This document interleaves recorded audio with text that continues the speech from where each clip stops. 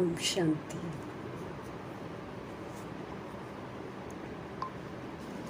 बाबा हम आत्मा को समझ दे रहे हैं कि ज्वाला स्वरूप स्थिति बनाओ, अर्थात दे अभिमान को जलाओ, विकारों के संस्कारों को जलाओ, व्यर्थ संकल्प जलाओ,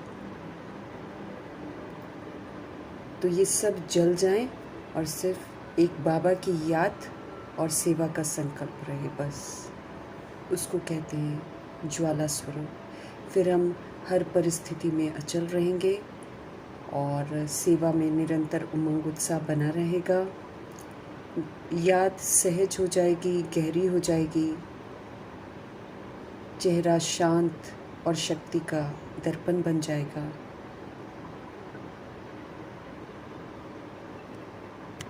शांति के सागर शिव पिता परमात्मा को प्रत्यक्ष करने के निमित्त बन जाएंगे। ऐसे हम आत्माओं को संपूर्ण स्वच्छ बनाने वाले शिव पिता परमात्मा जी का तहे दिल से धन्यवाद करेंगे। व्यक्त ब्रह्मा, अव्यक्त ब्रह्मा, गुप्त बड़ी माँ, big brother, great great grandfather का रोल प्ले करने वाली आत्मा, ज्वाला स्वरूप स्थिति बनाने वाली आत्मा ब्रह्मा जी का तहे दिल से धन्यवाद करेंगे। धन्यवाद करते हुए दोनों ज़बरदस्त लाइट्स को हासिल नाजिर करते हुए उनके महावाक्य हम उन्हीं से समझेंगे। समझ पूरे यूनिवर्स में फैले, तत्वों में फैले, वायुमंडल में फैले। दिल से दुआ करेंगे। मीठी बाबा की मीठी समझ यूनिवर्स में मौजूद सभी रूहों तक भी पहुँचे, ये भी हम दिल से दुआ करेंगे। उन रूहों तक पहुँचे जो वृद्ध शरीरों में हैं, उन रूहों तक पहुँचे जो हम आत्माओं के साथ नकारात्मकता से कनेक्टेड हैं, उन रूहों तक पहुँचे जो हम आत्माओं के साथ लौकिक में कनेक्टेड हैं। सभी रूहों का बुद्धि का योग हम आत्माओं से हट जाए, परम पिता परमात्मा से लग जाए। उन रूहों तक प्रभु जी की समझ पहुँचे जो इस समय आकारी शरीरों में हैं, जो गर्भ में प्रवेश करके हैं, जो आकारी शरीरों में हैं, उनके जो संबंधी हैं, रो रहे हैं, बिलख रहे हैं। सभी रूहों तक प्रभु जी की समझ पहुँचे, क्योंकि हिसाब किताब के तहत आत्माएं इस समय अजीबोगरीब हरकतें कर रही हैं, जो कि पिछले जन्मों का हिसाब है लेकिन याद नहीं है। इसलिए वायुमंडल में दुख, अशांति, ये पीड़ा का जो प्रभाव है वो बहुत ज़्यादा है।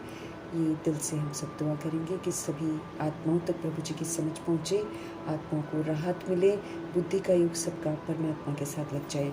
हॉस्पिटलों में पीड़ित अवस्था में, घरों में पीड़ित अवस्था में जो आत्माएं हैं, उन तक प्रभु जी की समझ पहुँचे। प्राकृतिक आपदाओं की जो शिकार हैं, दैहिक हिंसाओं की जो शिकार हैं, उन तक प्रभु जी की समझ पहुँचे।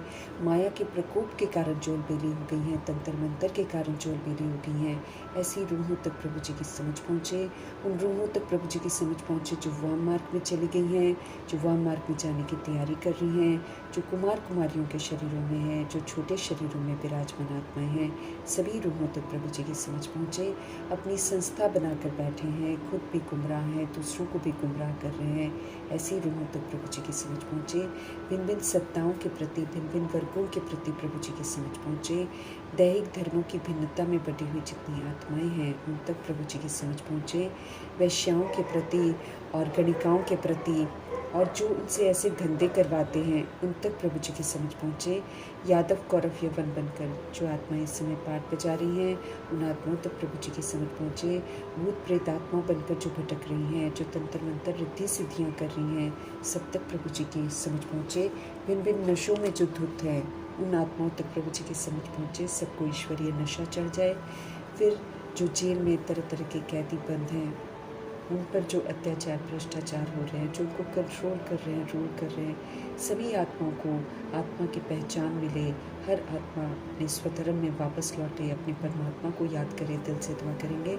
जो बहुत ज़्यादा हिंसात्मक बन के हैं, जानवरों से भी बदतर बन के हैं, अंक तस्करियाँ कर रहे हैं और ह्यूमन फ्लैश, एनिमल फ्लैश खाकर उसके धंधे भी करवा रहे हैं, ऐसी रूहों तक प्रभु जी की समझ पहुँचे। जो साहूकारी के नशे में अत्याचार, भ्रष्टाचार कर रहे हैं, उन साहूकारों का भी ये साहूकारी का नशा उतरे और सबको ईश्वरीय नशा चढ़े। दिल से दुआ करेंगे।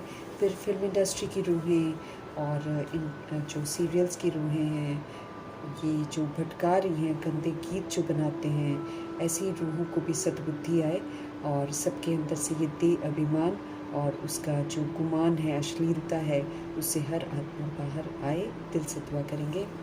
और जो वंडरफुल डॉन्स बन के हैं, गैंगस्टर्स बन के हैं, आतंकवादी बन के हैं, उन लोगों तक प्रभु जी की समझ पहुँचे, उन स्थानों तक, उन लोगों तक प्रभु जी की समझ पहुँचे जहाँ अभी तक पहुँची नहीं है। और अगर पहुँचती भी है तो लोगों को यकीन ही नहीं होता, सुनने को ही तैयार नहीं है।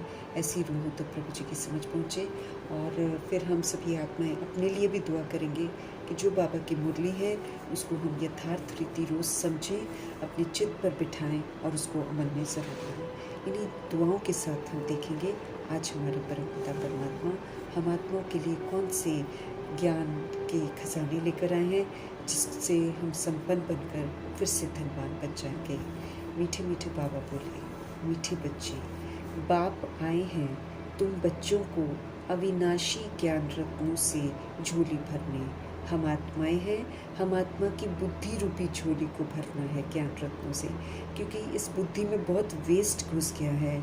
इस बुद्धि में देह का अभिमान घुस गया है, देह के अभिमान का विस्तार घुस गया है, जिसके कारण हम आत्माएं खुद को भी भूल गई हैं और परमात्मा को भी भूल गई हैं। अभी बाबा अविनाशी ज्ञान रत्न दे रहे हैं। बाबा के ये ज्ञान रत्न जब हमको एक बार मिलते हैं तो ये विनाश कभी नहीं होते हैं। इसकी प्रालब्ध भी बनती है, आधा कल्प चैतन्य में रहते हैं और आधा कल्प फिर जड़ चित्रों के रूप में इस ज्ञान की प्रालब्ध के यादगार भी बनते हैं। तो प्राय लोप हो जाता है, लेकिन ये कभी भी विनाश नहीं होता है। तो मीठे मीठे बाबा बोले, मीठे बच्चे, बाप आए हैं तुम बच्चों की अविनाशी ज्ञान रत्नों से झोली भरने। तो अब हमारी झोली कैसे भरेगी? हम खाली मुरली पढ़ लेंगे तो झोली नहीं भरती है, लेकिन मुरली में जो बाबा कहते हैं, जब हम करते हैं, वो जब समझ मेरे अंदर विराजमान होती है, तब समझा जाता है कि बुद्धि में ज्ञान रतन मैंने भर लिए हैं।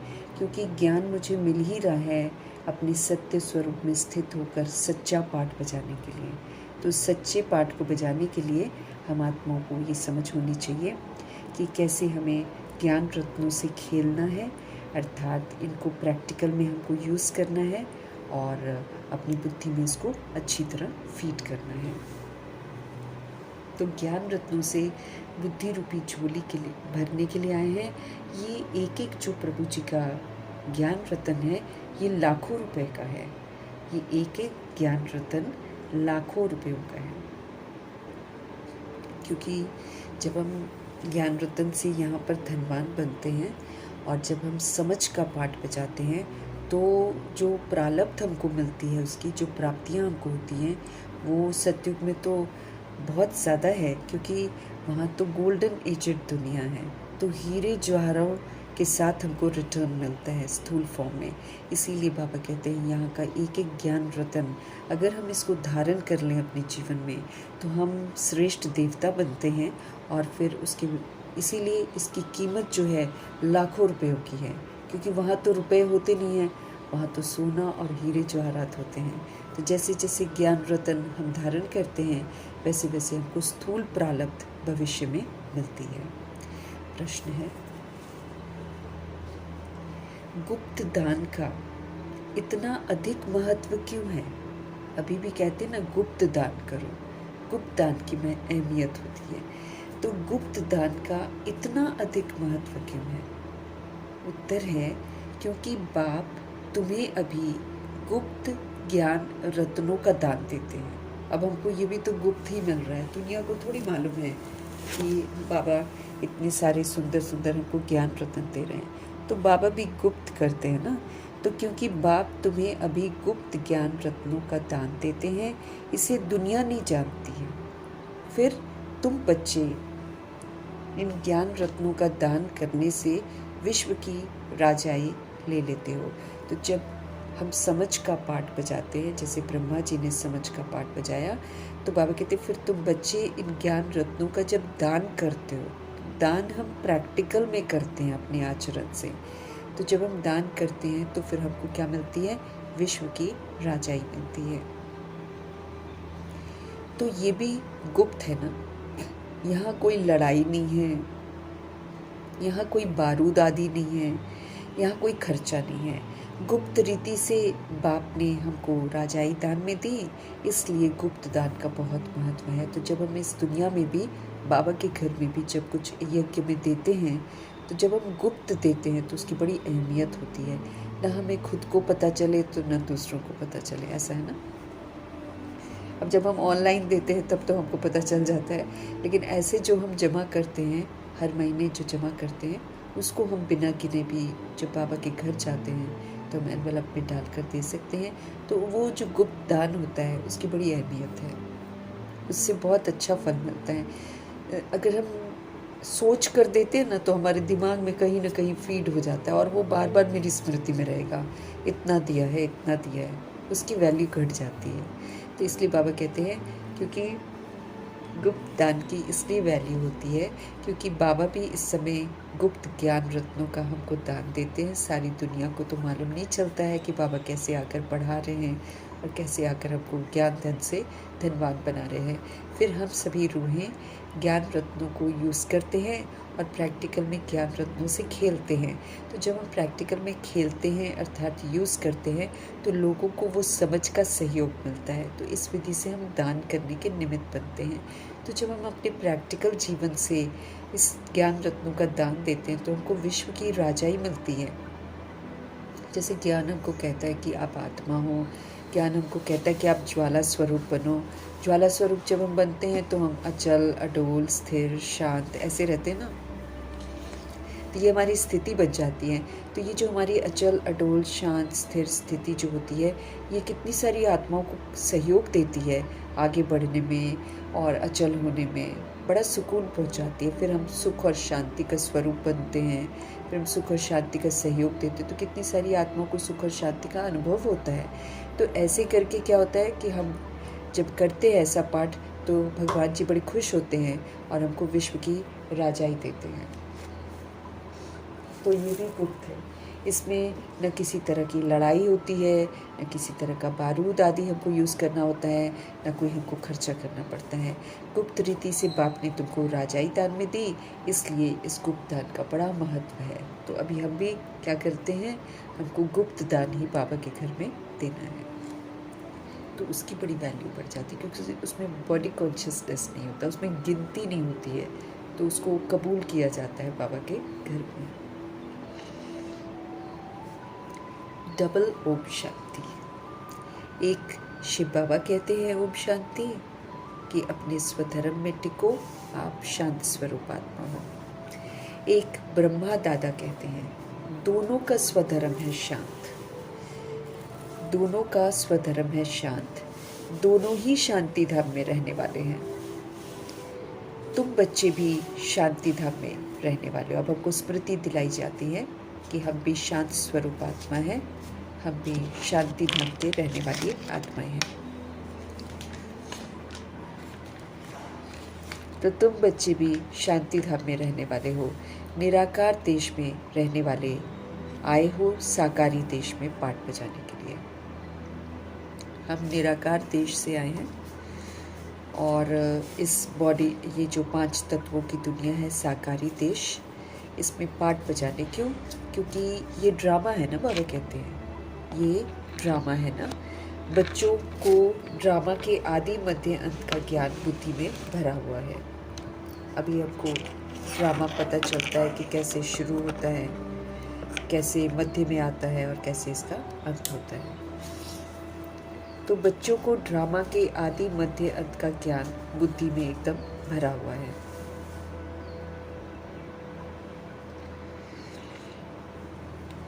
ऊपर से लेकर नीचे तक हम पूरा जानते हैं। ऊंच ते ऊंच भगवान, उनके साथ है सारे बच्चे। इन बातों को अच्छी रीति समझो, बाबा कहते हैं ड्रामा को अच्छी रीति समझो। आदि मध्य अंत को समझेंगे तो फिर हम गलतियां नहीं करेंगे, क्योंकि ते अभिमान से, ते के भान से हम मध्य से कलयुग तक आ गए। हम वैश्यवंशी से शूद्रवंशी बन गए। अब हमको फॉलो फादर करना है, ब्रह्मा जी को फॉलो करना है, जिन्होंने श्रीमत पर एक्यूरेसी से चलकर दिखाया और नारायण बनकर दिखाया है। उन्होंने श्री नारायण का मर्तबा लिया है।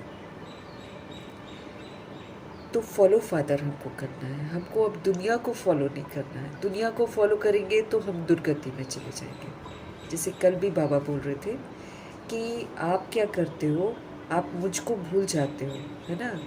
और आप क्या करते हो, अब गॉड को पकड़ना मतलब फाउंडेशन में अपने आप को स्थिर रखना।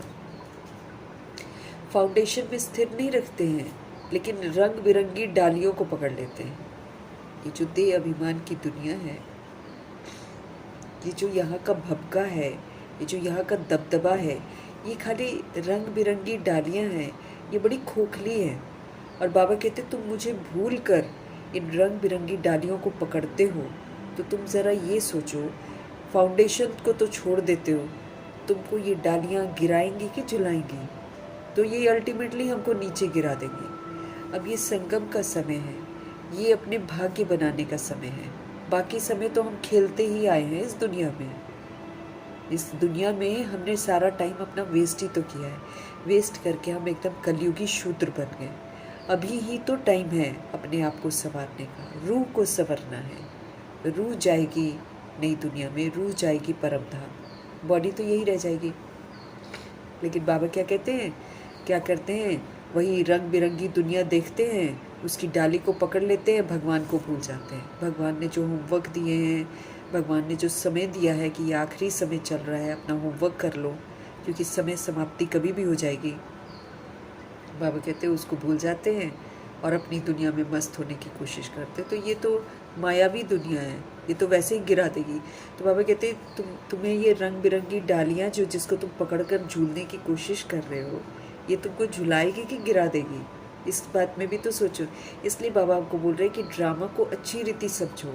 अब वो गलतियां मत करो जो द्वापर युग से तुमने कर रखी है, क्योंकि द्वापर युग से की हुई गलतियां फिर दोहराएंगे, फिर दुर्गति में हम चले जाएंगे। कुछ भी भाग्य नहीं बनेगा और कल फिर ऐसा ही, मतलब दुर्गति को पाया हुआ, कभी खुशी नहीं, जो हम चाह रहे हैं वो हम कर ही नहीं पाते हैं। ये सारा क्या होता है, हमको सजाएं तो मिलती हैं। तो हम अभी संगम के समय को देखकर समझ सकते हैं कि हमने कल पहले क्या भाग्य बनाया था, क्योंकि जो मैंने बनाया था वही मुझे मिला है ना।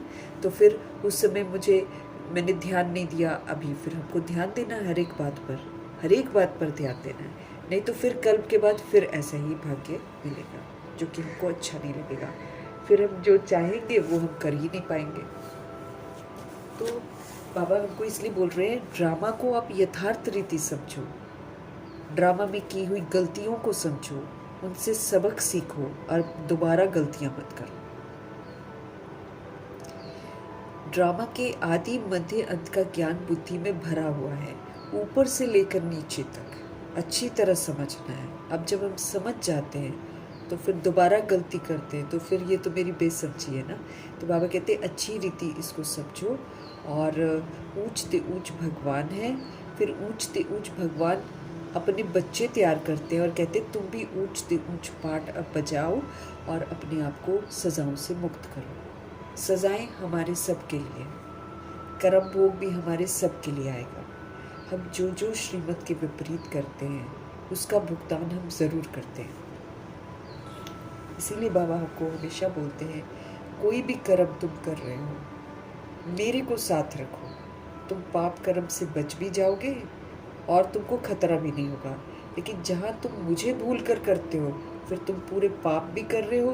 अब जो तुम संगम के समय को बर्बाद कर रहे हो या संगम के संकल्पों को खराब कर रहे हो या श्वास को खराब कर रहे हो, तो उसका भुगतान कौन करेगा? हम ही तो करेंगे ना। तो इसलिए बाबा हमको समझते रहे कि ऊपर से लेकर नीचे अच्छी तरह समझो। और ऊंचते ऊंच भगवान है, ऊंचते ऊंच भगवान के साथ है बच्चे। हमको बाबा के साथ रहना है, हमको बाबा का साथी बनना है और साथी बनकर अपना पाठ बजाना है। इन बातों को अच्छी रीति समझो।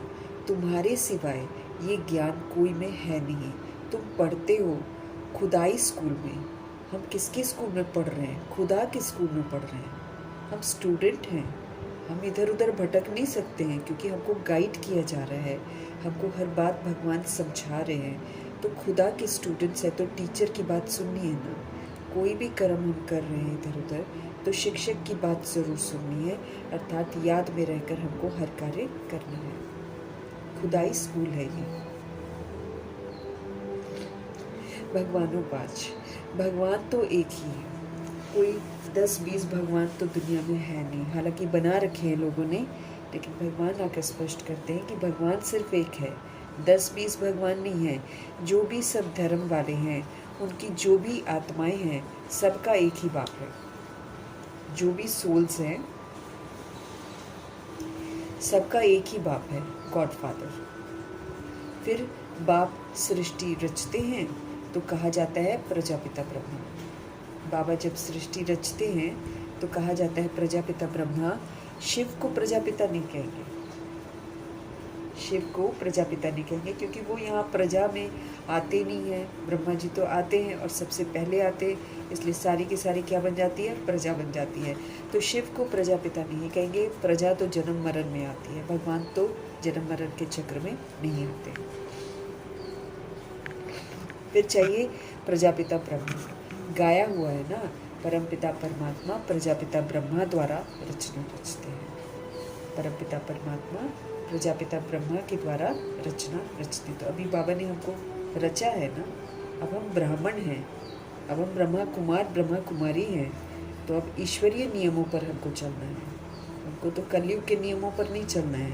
लेकिन बाबा वही बोलते हैं कि तुम अगर मेरी छत्र छाया में हो तो मैं तुम्हारी रक्षा कर सकता हूँ, लेकिन अगर तुम मर्यादाओं की लकीर के बाहर जा रहे हो तो फिर मैं तुम्हारी रक्षा नहीं करूँगा। ये बाबा बिल्कुल हमको स्पष्ट कर देते। इसलिए हम कभी ये नहीं कह सकते कि हम मुरली पढ़ रहे हैं या हम सेंटर जा रहे हैं तो बस मेरी रक्षा हो जाएगी, नहीं होगी।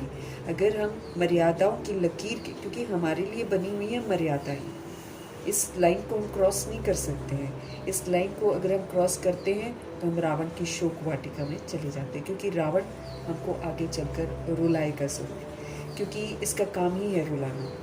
ये पहले अट्रैक्ट करता है, माया अट्रैक्ट करती है, पहले चारा डालती है, चारे को बड़ा खूबसूरत अनुभव कराती है ना। अब जो बीकेज हैं, जो शादियाँ करते हैं, उनको क्या करती है माया, चारा ही तो डालती है। बस वो चारा उनको इतना अच्छा लगता है कि वो भगवान की बातों को भूल जाते हैं, वो मुरली को ध्यान से नहीं पढ़ते हैं, और कुछ तो मुरली को पढ़ना ही छोड़ देते हैं। और फिर क्या होता है, भगवान वो जो मुरली में कहा जा रहा है वो पल्ले तो पढ़ नहीं रहा है कि भगवान कैसे सावधानियाँ मुझे दे रहे हैं, तो गलत काम कर बैठते हैं। अब गलत काम करने के बाद वो कभी भी खुश नहीं रह सकते, आखिर वो रोते ही हैं रावण की शोक वाटिका में प्रवेश करके, क्योंकि फिर विस्तार करते हैं। फिर विस्तार जब विनाश होगा तो अपने आप दुखी परेशान होंगे। इसलिए बाबा हमको समझ दे रहे हैं कि अच्छी रीति हर बात समझ लो, है ना। परमपिता परमात्मा, बाबा कहते मैं पुनर्जन्म में नहीं आता। बाबा ने हमको रचा है, हमको हमेशा याद रखना है हम ब्रह्मा मुख वंशावली ब्राह्मण हैं। अब हम दूसरे लोगों की तरह थोड़ी व्यवहार करेंगे। दूसरे तो कलयुग में हैं, वो तो पतित हैं, वो तो गिरती कला में जा रहे हैं। उनका संग करेंगे तो संग दोष लगेगा, हम भी गिरती कला में जाएंगे, है ना। अब बाहर, कल भी बाबा ने बोला कि बाहर है विस्मृति का वायुमंडल, सभी रूहें भूली हुई हैं खुद को भी और भगवान को भी भूली हुई हैं। अब ऐसी दुनिया में बाहर जाने के पहले तो हमको कितना सचेत रहना है, कितने शक्तिशाली संकल्प करके जाने हैं, अपने आप को स्मृति में रख के जाना है कि मैं परमात्मा का बच्चा हूँ और परमात्मा को साथ लेकर जाना है। नहीं लेकर जाएंगे तो बाहर तो पूरी विस्मृति का वायुमंडल है, वो तो 1 सेकंड में हमको भुलवा कर विकारी बना देगा। अब उस विस्मृति में हम कितने गलत काम कर रहे हैं, इस बात का हमको एहसास ही नहीं है।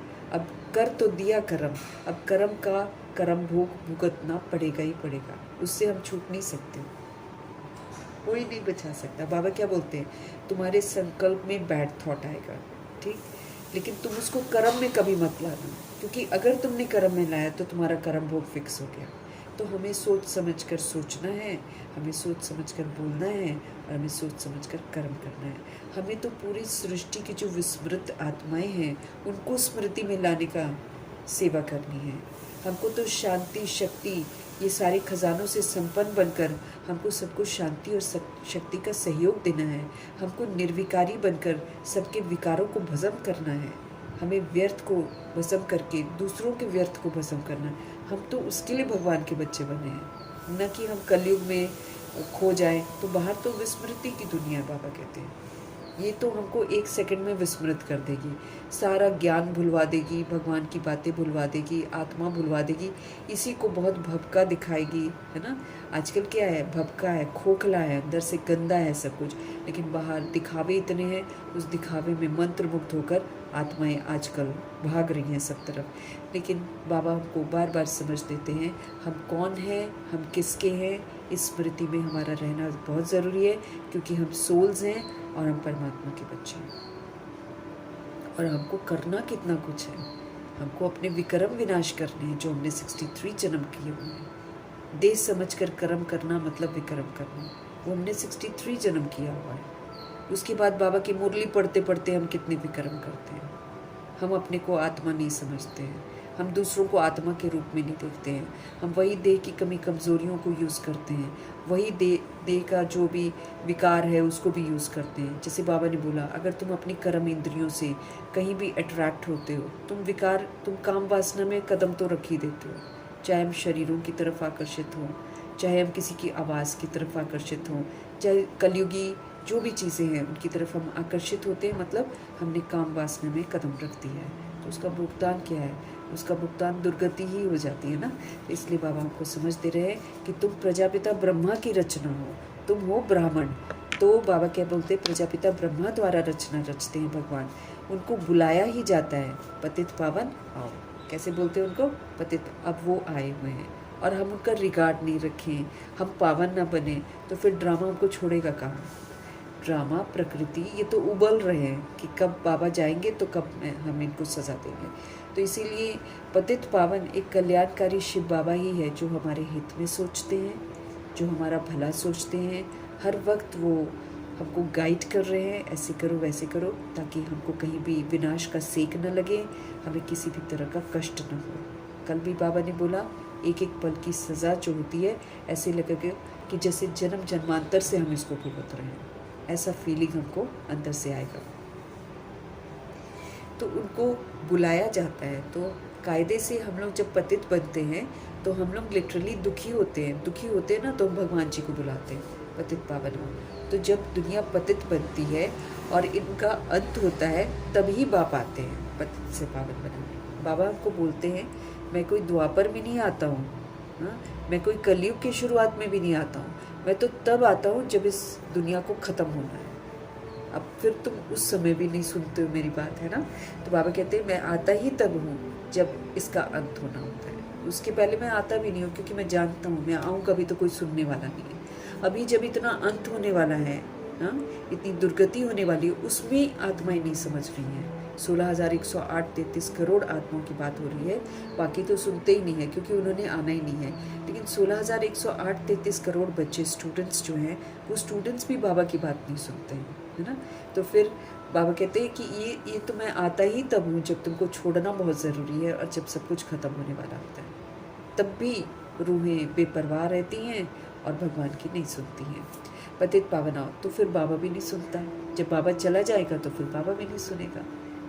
रोते रहो, कराहते रहो, चिल्लाते रहो, कुछ नहीं सुनेगा। और हमको सबसे बड़ी बात है, हमको ध्यान रखना है कि हम अपनी पत्री ही खुद बना रहे हैं। मेरी पत्री में ग्रहचारी अगर है तो मुझे समझ लेना चाहिए मैंने कल पहले भी गलत काम किए हैं, इसलिए ग्रहचारी है, क्योंकि हम खुद ही लिख रहे हैं ना, तो हम किसी को दोष नहीं दे सकते हैं। इसलिए बाबा बोलते हैं मैं तो आता ही तब हूँ जब इस पतित दुनिया का अंत होना है। दुनिया पतित है, गंदे हैं लोग, गंदी सोच रखते हैं और गंदा खान पान, गंदी सोच, सब कुछ गंदा ही गंदा है। इसलिए सारी दुनिया ही छीछी है। बाबा कहते हैं सारी दुनिया ही पतित है इस समय, और उनका अंत होता है तभी तो बाबा आते हैं पतित से पावन बनाने के लिए। तो इस समय बाबा पावन बनाने के लिए आए हैं, तो हमको पतित थोड़ी बनना है इस समय। अब तुम जान गए हो कि बाप आते भी तब एक बार है, कोई बार बार थोड़ी आते हैं। ये जो सच्चा मतलब हम जितने भी संबंध इस दुनिया में ढूंढते हैं, जितना भी संबंधों से सुख हम चाहते हैं, वो सारा सुख सिर्फ भगवान दे सकते हैं। क्यों? क्योंकि सिर्फ भगवान ही आत्मा को देख पाते हैं। बॉडी कॉन्शियस लोग आत्मा को देख ही नहीं पाते, बॉडी कॉन्शियस लोग बॉडी को देखते हैं। तो जब सुख मिल रहा होता है तो साथी हैं, जब थोड़ा बोझिल हो जाते हैं, बीमार हो जाते हैं, बेड रिडन हो जाते हैं, तो देखो कोई भी उसको देखना नहीं चाहता, या उब जाती हैं सोल्स, थक जाती हैं ऐसी सोल्स को देखते देखते, तो ऐसा वाला व्यवहार हो जाता है सबका।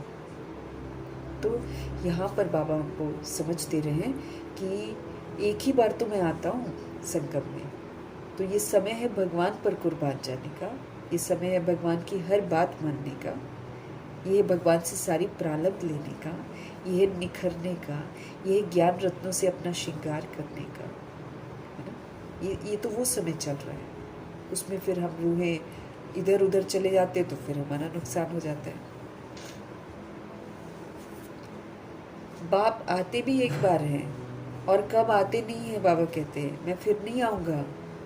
इसलिए बाबा बोलते तुमको साजन चाहिए, तुमको सजनी चाहिए, तुमको गर्लफ्रेंड चाहिए, तुमको बॉयफ्रेंड चाहिए, तुमको बच्चा चाहिए, तुमको दोस्त चाहिए, बंधु चाहिए, कोई भी रिश्ता, जो माँ बाप चाहिए, है ना, तुमको कोई भी रिश्ता चाहिए ना।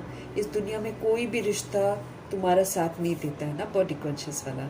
तो एक भगवान सर्व रिश्तेदार है हमारा, तो उनको सर्व संबंधी हमको बनाना है।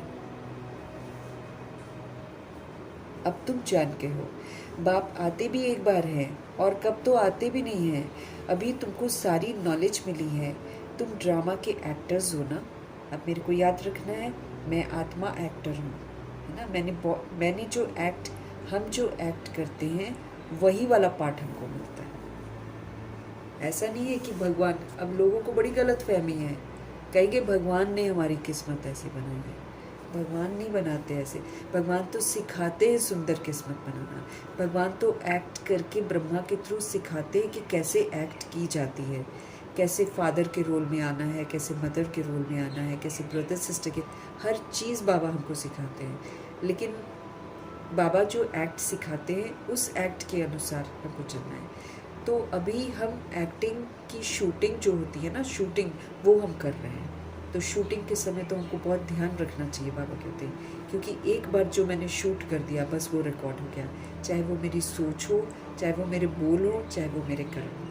अच्छी है तो अच्छी एक्ट है तो अच्छी प्रारब्ध है, और बुरी एक्ट है तो फिर बुरी प्रारब्ध है। तो हम सब कुछ खुद ही कर रहे हैं, इसलिए हम ब्लेम गेम जो करते हैं ना, उसकी वजह से, तो ये ब्लेम गेम हमको नहीं करना है, ये हम खुद ही करते हैं। तो फिर जो हम अभी लिखेंगे पार्ट अपना, वही पार्ट हमको फिर दोबारा ड्रामा देना कि लो तुम यही बजाओ, क्योंकि हम पार्ट को फिर चेंज नहीं कर सकते। बाबा कहते हैं आप एक्टर हो ड्रामा के, तुम ड्रामा के एक्टर्स हो ना। ड्रामा के एक्टर्स को सबकी एक्ट का ज़रूर पता होना चाहिए। अब हम एक्टर हैं, जैसे दूसरे एक्ट होती है ना, उसमें लोगों को पता होता है कि इसका ये वाला पार्ट है, इसका ये वाला पार्ट है, इसका ये वाला पार्ट, ऐसे पता चलता है ना। तो अभी हमको भी जब समाप्ति होनी होती है ना, नहीं तो हम तो कन्फ्यूजन में बॉडी छोड़ेंगे, तो फिर तो सब कुछ क्लियर होगा नहीं। इसलिए एंड में हमको ड्रामा में सब कुछ क्लियर किया जाता है कि हम कैसे आत्मा रूपी एक्टर्स ज्योति बिंदु ऊपर से नीचे आते हैं, फिर कैसे हम बॉडी लेते हैं, कैसे हम पार्ट बचाते हैं, कितनी बॉडीज हम चेंज करते हैं। अब जितनी हम चेंज करते हैं और जैसे कर्म करते हैं, उससे सोल पावर ख़त्म होती है, और फिर बिल्कुल ही अमावस आ जाती है हमारी ज़िंदगी में। अमावस में एक छोटी सी लकीर हल्की सी होती है, जिसमें बाबा आकर हमको चोटी से पकड़ते हैं और फिर हमको विकारों की दलदल से, रावण राज्य की दलदल से निकालते हैं। तो जब बाबा हमको निकाल रहे हैं तो हमको निकलना है, न कि दलदल में फिर से घुस जाना है। फिर से दलदल में घुसेंगे तो फिर निकालेगा कौन, फिर सज़ाओं से निकाला जाएगा। इसलिए हमको याद रखना है कि हम ड्रामा के एक्टर्स हैं, और हमको सबकी एक्ट का ज़रूर पता होना चाहिए कि क्या क्या पार्ट यहाँ पर चलता है। वो होता है छोटा हद का ड्रामा जो दुनिया में होता है, उनका तो सबको पता पड़ जाता है। मूवी का है ना, 3 घंटे की जो मूवी होती है उसका हमको पता चल जाता है, उनका तो सबको पता पड़ जाता है। तुम भी देख कर आते हो, चाहो तो लिख भी सकते हो, याद कर सकते हो, छोटा सा होता है। ये तो बहुत बड़ा बेहद का ड्रामा है, वो तो 3 घंटे का होगा। चलो पहले लोग नाटक बनाते थे तो 4 घंटे का होता था, लेकिन ये नाटक तो 5000 वर्ष का नाटक है। इसलिए और जो सीन हम आज करते हैं उसको हम 5000 वर्ष के बाद करते हैं, इसलिए हमको याद नहीं रहता है और हमको लगता है कि ये बिल्कुल नया है, लेकिन करते हम वही हैं जो हम खुद ही लिखते हैं। इसलिए जब हम लिखते हैं, रिकॉर्ड करते हैं, तो बाबा कहते हैं ध्यान से करो, क्योंकि तुम जो कर रहे हो तुमको वही बजाना पड़ेगा। फिर मत कहना ये है वो है, ये पसंद नहीं है वो पसंद नहीं, वो तो हमको भुगतना ही पड़ेगा। बाबा कहते हैं छोटा सा होता है, ये तो बहुत बड़ा बेहद का ड्रामा है 5000 वर्ष का, जिसको तुम सतयुग से लेकर कलयुग अंत तक जानते हो। अभी तुम बच्चे जानते हो हमको बेहद के बाप से बेहद का वर्षा मिलता है, फिर हद के बाप से हमको हद का वर्षा मिलता है। ये तो किसी के पास ज़मीन होती है, किसी के पास थोड़ा सा पैसा होता है, वो हद का वर्षा होता है, वो विनाशी वर्षा है। भगवान जी बेहद का वर्षा देते हैं, ये अविनाशी वर्षा है। ये 2500 वर्ष की राजधानी का जो वर्षा मिलता है उसको कोई छीन थोड़ी सकता है। उसमें सुख है, शांति है, धन है, समृद्धि है, सब कुछ है उस सुखधाम 2500 वर्ष की दुनिया में। लेकिन वही है कि कलयुग इतना प्रभावशाली है कि ये समझ का नेत्र बंद करता है। सबसे पहले हम लोग बेसमझ ही तो हो जाते हैं, हम लोग बेसमझ हो जाते हैं ना कलयुग में। तो कलयुग है गंदा, है काला युग, लेकिन फिर भी ये बाहरी भपके दिखाकर फिर समझ का नेत्र बंद करने की क्षमता रखता है, क्योंकि ये युग ही कलयुग है ना। अब उसमें भगवान जी आकर सतयुग स्थापन करते हैं, तो फिर सतयुग को भी अहमियत नहीं आत्माएं दे पाती हैं, क्योंकि उनको कलयुग ज़्यादा ठीक लगता है। बाबा इसलिए वो क्या होता है, कलयुग के भपके में बाबा से बेहद का वर्षा ही नहीं लेते, क्योंकि ये समय तो वर्षा लेने का। जैसे मम्मा बाबा ने अपना टाइम वेस्ट नहीं किया, अब उनके समय में तो फिर भी दुनिया 1936-37 में बेटर थी।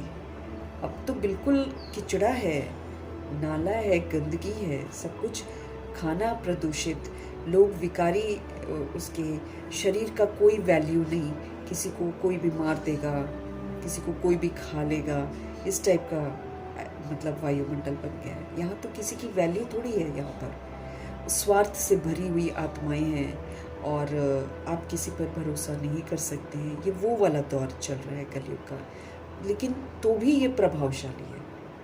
बाबा कितना हमको सावधान करते हैं, लेकिन फिर भी बाबा से वर्षा नहीं लेंगे, वो नहीं, वो हद की दुनिया जो है ना उसके पीछे भागेंगे। तो हमको बाबा ने बोला ना, आप 2 नाव में पैर नहीं रख सकते हो, या तो आप कलयुग के पीछे ही भागो या फिर आप सतयुग की तैयारी करो। लेकिन अगर तुम मेरी छत्र छाया में आकर आप कलयुगी पार्ट भी बजा रहे हो और आप सतयुग का पार्ट भी बजाने का कोशिश कर रहे हो, तो आप अपने आप को इमेजिन कर लो कि 2 नाव है पानी में, एक पैर आपने उसमें रखा है और एक पैर आपने उसमें रखा है, तो फिर आपका क्या हाल होगा? न उधर के न हम इधर के रहेंगे, क्योंकि कलयुग तो ख़त्म हो जाएगा और सतयुग में जाने के लिए हमने तैयारी नहीं करी है, तो फिर क्या होगा? समाप्ति का समय आ गया है।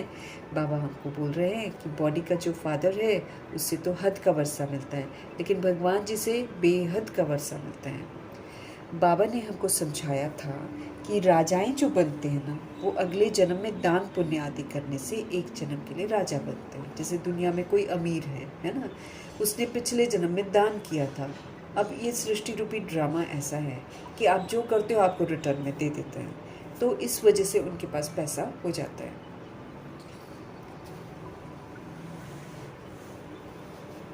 अब ये जितने भी रिच लोग भी हैं ना, ये लोग भी क्या करते हैं, बहुत सारे संस्थाओं में ये लोग पैसे देते रहते हैं, जहाँ अपाहिज होते हैं। अब जैसे सचिन तेंदुलकर है, ये लोग एक ऐसी संस्था को पैसा देते हैं जहाँ पर लोग बच्चों को छोड़ देते हैं ना, और वो बच्चे कैसे होते हैं, कोई टेढ़े, किसी का मुंह टेढ़ा, किसी का कुछ नहीं है, किसी का कुछ नहीं, ऐसे बच्चों को वो लोग डोनेट करते हैं। तो जाती हैं ये आत्माएं वहाँ पर, और वहाँ पर बच्चों को अपनी गोदी में भी उठाती हैं, प्यार करती हैं, उनके साथ खेलती वगैरह। तो ये जो रूहें हैं ये क्या करती हैं, ये पैसे डोनेट करते हैं ना, तो ये पैसे डोनेट करते हैं, तो बाबा कहते हैं इस वजह से ये लोग राजा बन जाते हैं या थोड़ा शाही बन जाते हैं, इनके पास थोड़ा पैसा आ जाता है। तो हद की प्रॉपर्टी मिलती है। बाबा ने समझाया था कि राजाएं जो बनते हैं, मतलब अमीर जो बनते हैं, वो अगले जन्म में दान पुण्य आदि करने से एक जन्म के लिए राजा बनते हैं। ऐसे नहीं कि वो कोई दूसरे जन्म में भी बनेंगे, नहीं। इस जन्म में बन गए हैं तो ऐसा नहीं कि वो दूसरे जन्म में बनेंगे। तुम जो सतयुग में राजाएं महाराजाएं थे, ऐसे मत समझो कि तुम्हारी राजाएं कोई गुम हो जाती है। फिर जब भक्ति मार्ग होता है ना, तब भी वो जास्ती दान पुण्य करते हैं, तो वो भी राजाई में जाते हैं। बाबा के बच्चे, जैसे हम इनको देख लें, ब्रह्मा जी को देख लें, तो ये भक्ति मार्ग में भी जब गए हैं, तो अगर हम आखिरी जन्म भी इनका देख लें, दादा लेखराज का, तो ये धनवान ही थे और ये उसमें भी दान पुण्य ही बहुत करते थे। ये कभी कहीं पर कुछ करते भी थे, दुआएं भी करते थे ना। अब इनको ज्ञान तो था नहीं, लेकिन जब भी कुछ करते थे दान पुण्य, तो वो हमेशा सभी रूहों के प्रति करते थे। बाबा कह रहे हैं कि परंतु वो फिर हो जाते हैं विकारी राजाएं। बाबा ने समझाया था, राजाएं जो बनते हैं वो अगले जन्म में दान पुण्य आदि करने से एक जन्म के लिए राजा बनते हैं। ऐसे नहीं कि वो दूसरे जन्म में भी बनेंगे। तुम जो सतयुग में राजाएं महाराजाएं थे, ऐसे मत समझो कि तुम्हारी राजाएं कोई गुम हो जाती हैं ना। फिर जब भक्ति मार्ग होता है ना, तब भी वो जास्ती दान पुण्य करते हैं, जैसे दादा लेखराज करते थे, तो वो भी राजाई में जाते हैं, परंतु वो फिर हो जाते हैं विकारी राजाएं। तुम ही जो पूज्य थे, सो फिर तुम पुजारी बन जाते हो। फिर भी सुख तो रहता है, पुजारी बनकर भी ब्रह्मा जी को सुख रहता है। ये लोग तो धनवान। अब देखो, दादी जानकी को देख लो, ये अमीर थे। मनमोहिनी दीदी को देख लो, ये लोग धनवान थे। और गुलजार दादी देख लो, रिच थी। बहुत सारी दादियाँ रिच फैमिली की थी। अंतिम जन्म में भी वो लोग रिच थे। मम्मा भी रिच थी, लेकिन ज्ञान में आने से पहले उनके फादर का दिवाला जो होता है ना बिजनेस का, वो निकल गया। जैसे लॉस हो जाता है, तो वो लॉस हो गया था, इसलिए मम्मा कुछ नहीं लाई। बाकियों के पास तो बहुत पैसा था, तो आखिरी जन्म में भी वो लोग धनवान थे। जो सतयुग में, मतलब जो संगम युग में ज्ञान धन से धनवान हो जाते हैं, और जो सचखंड में आते हैं, जो वन में आते हैं, ये तो अंतिम जन्म में भी अमीर ही थे, इनके पास दौलत थी बहुत। बाबा कहते, तुम ही जो पूज्य थे, सो फिर तुम पुजारी बने हो। फिर भी सुख तो रहता है, दुख तो सिर्फ अभी होता है। ये तो बिल्कुल एंड में इनको बॉडी का कर्म भोग आया है सबको, बस। बाकी ये लोग वैसे भी कैरेक्टर में भी अच्छे ही हैं ना सारे। जैसे दादा लेखराज को अगर देख लो, तो उनका कैरेक्टर बहुत अच्छा था। उनको बोलने का सलीका बहुत अच्छा था, बहुत अच्छे से व्यवहार करते थे वो। उनका तो आखिरी में भी जो उन्होंने दिव्यता संगम युग में धारण की है, वो दिव्यता तो उनके आखिरी जन्म में भी मौजूद थी।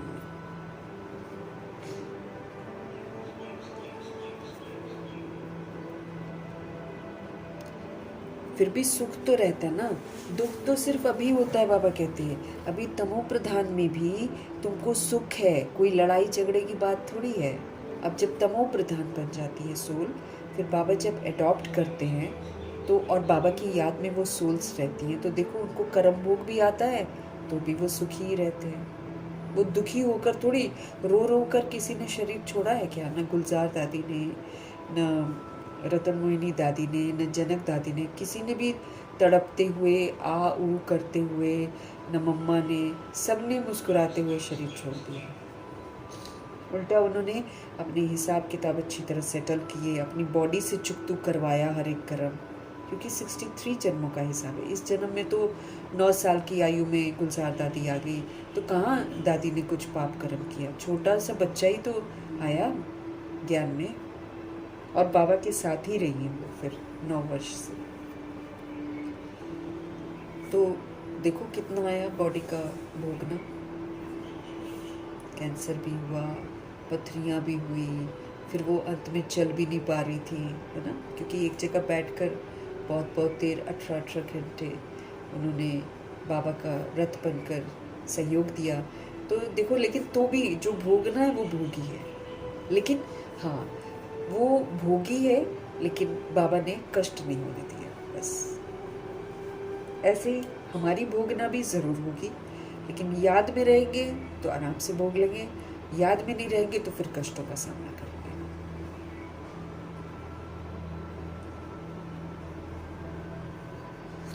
बाकी इस जन्म में थोड़ी उन लोगों ने कुछ किया था न।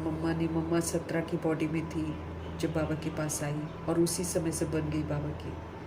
बाहर की दुनिया नहीं देखी फिर दोबारा, जबकि बड़ी शौकीन थी मम्मा गाने की, नाचने की, घूमने की, बहुत अच्छे कपड़े पहनने की।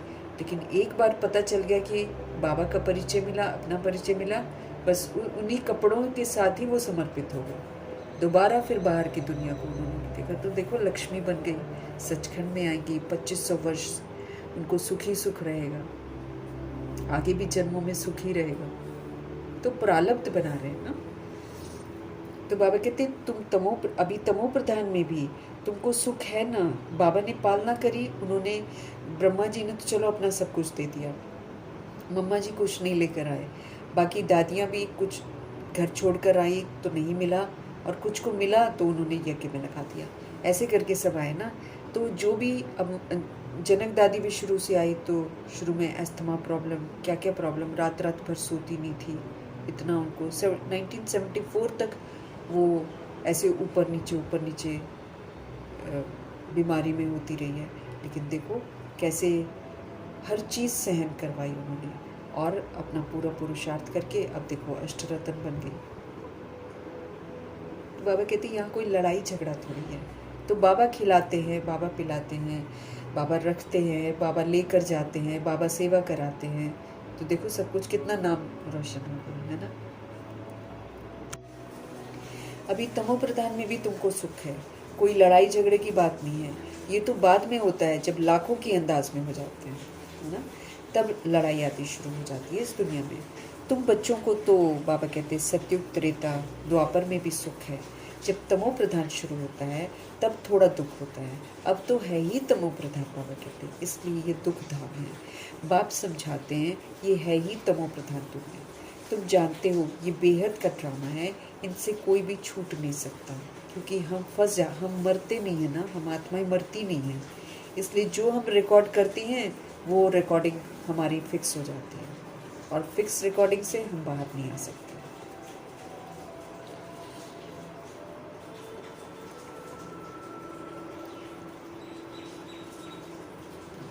बाप समझाते हैं ये है ही तमो प्रधान दुनिया। तुम जानते हो ये बेहद का ड्रामा है, इनसे कोई भी छूट नहीं सकता है। मनुष्य जब दुख में तंग हो जाते हैं तब कहते हैं भगवान ने ऐसा खेल क्यों रचा है। अब हम रचते हम खुद ही करते हैं दुखों वाले काम, लेकिन फिर जब हम अनजान होते हैं ना, फिर हम भगवान को कह देते हैं कि भगवान ऐसा, क्योंकि हम सीखते ही वही हैं। अब जैसे हम अपनी गलतियां कर रहे हैं, है ना, हम खान पान की गलती कर रहे हैं, हम रहन सहन की गलती कर रहे हैं, तो मेरे शरीर को रोग आ गया, है ना। अब मैं बोलूँ क्या करूँ, भगवान ने कर दिया, अब क्या करें, भगवान ने हमारी किस्मत ऐसी लिख दी, भगवान ने उसकी किस्मत अच्छी, क्यों लिखेंगे भगवान ऐसे, क्यों करेंगे भगवान ऐसे। भगवान तो सुंदर किस्मत सभी की लिखने की विधि बता रहे हैं। वो लिखते नहीं है, वो विधि बताते हैं, लिखना मुझे है। मनुष्य जब दुख में तंग हो जाते हैं ना, तब कहते हैं भगवान ने ऐसा खेल क्यों रचा है, भगवान ही लड़ाई झगड़े करवा रहे हैं, भगवान ही भूकंप ला रहे हैं, भगवान ही सब ऐसे बोलते हैं दुनिया। भगवान ने ऐसा खेल क्यों रचा। अगर भगवान रचे ही नहीं तो दुनिया ही नहीं होती। भगवान तो सुंदर दुनिया रचते हैं, उसको खराब हम लोग बना देते हैं। भगवान तो सतयुग रचते हैं।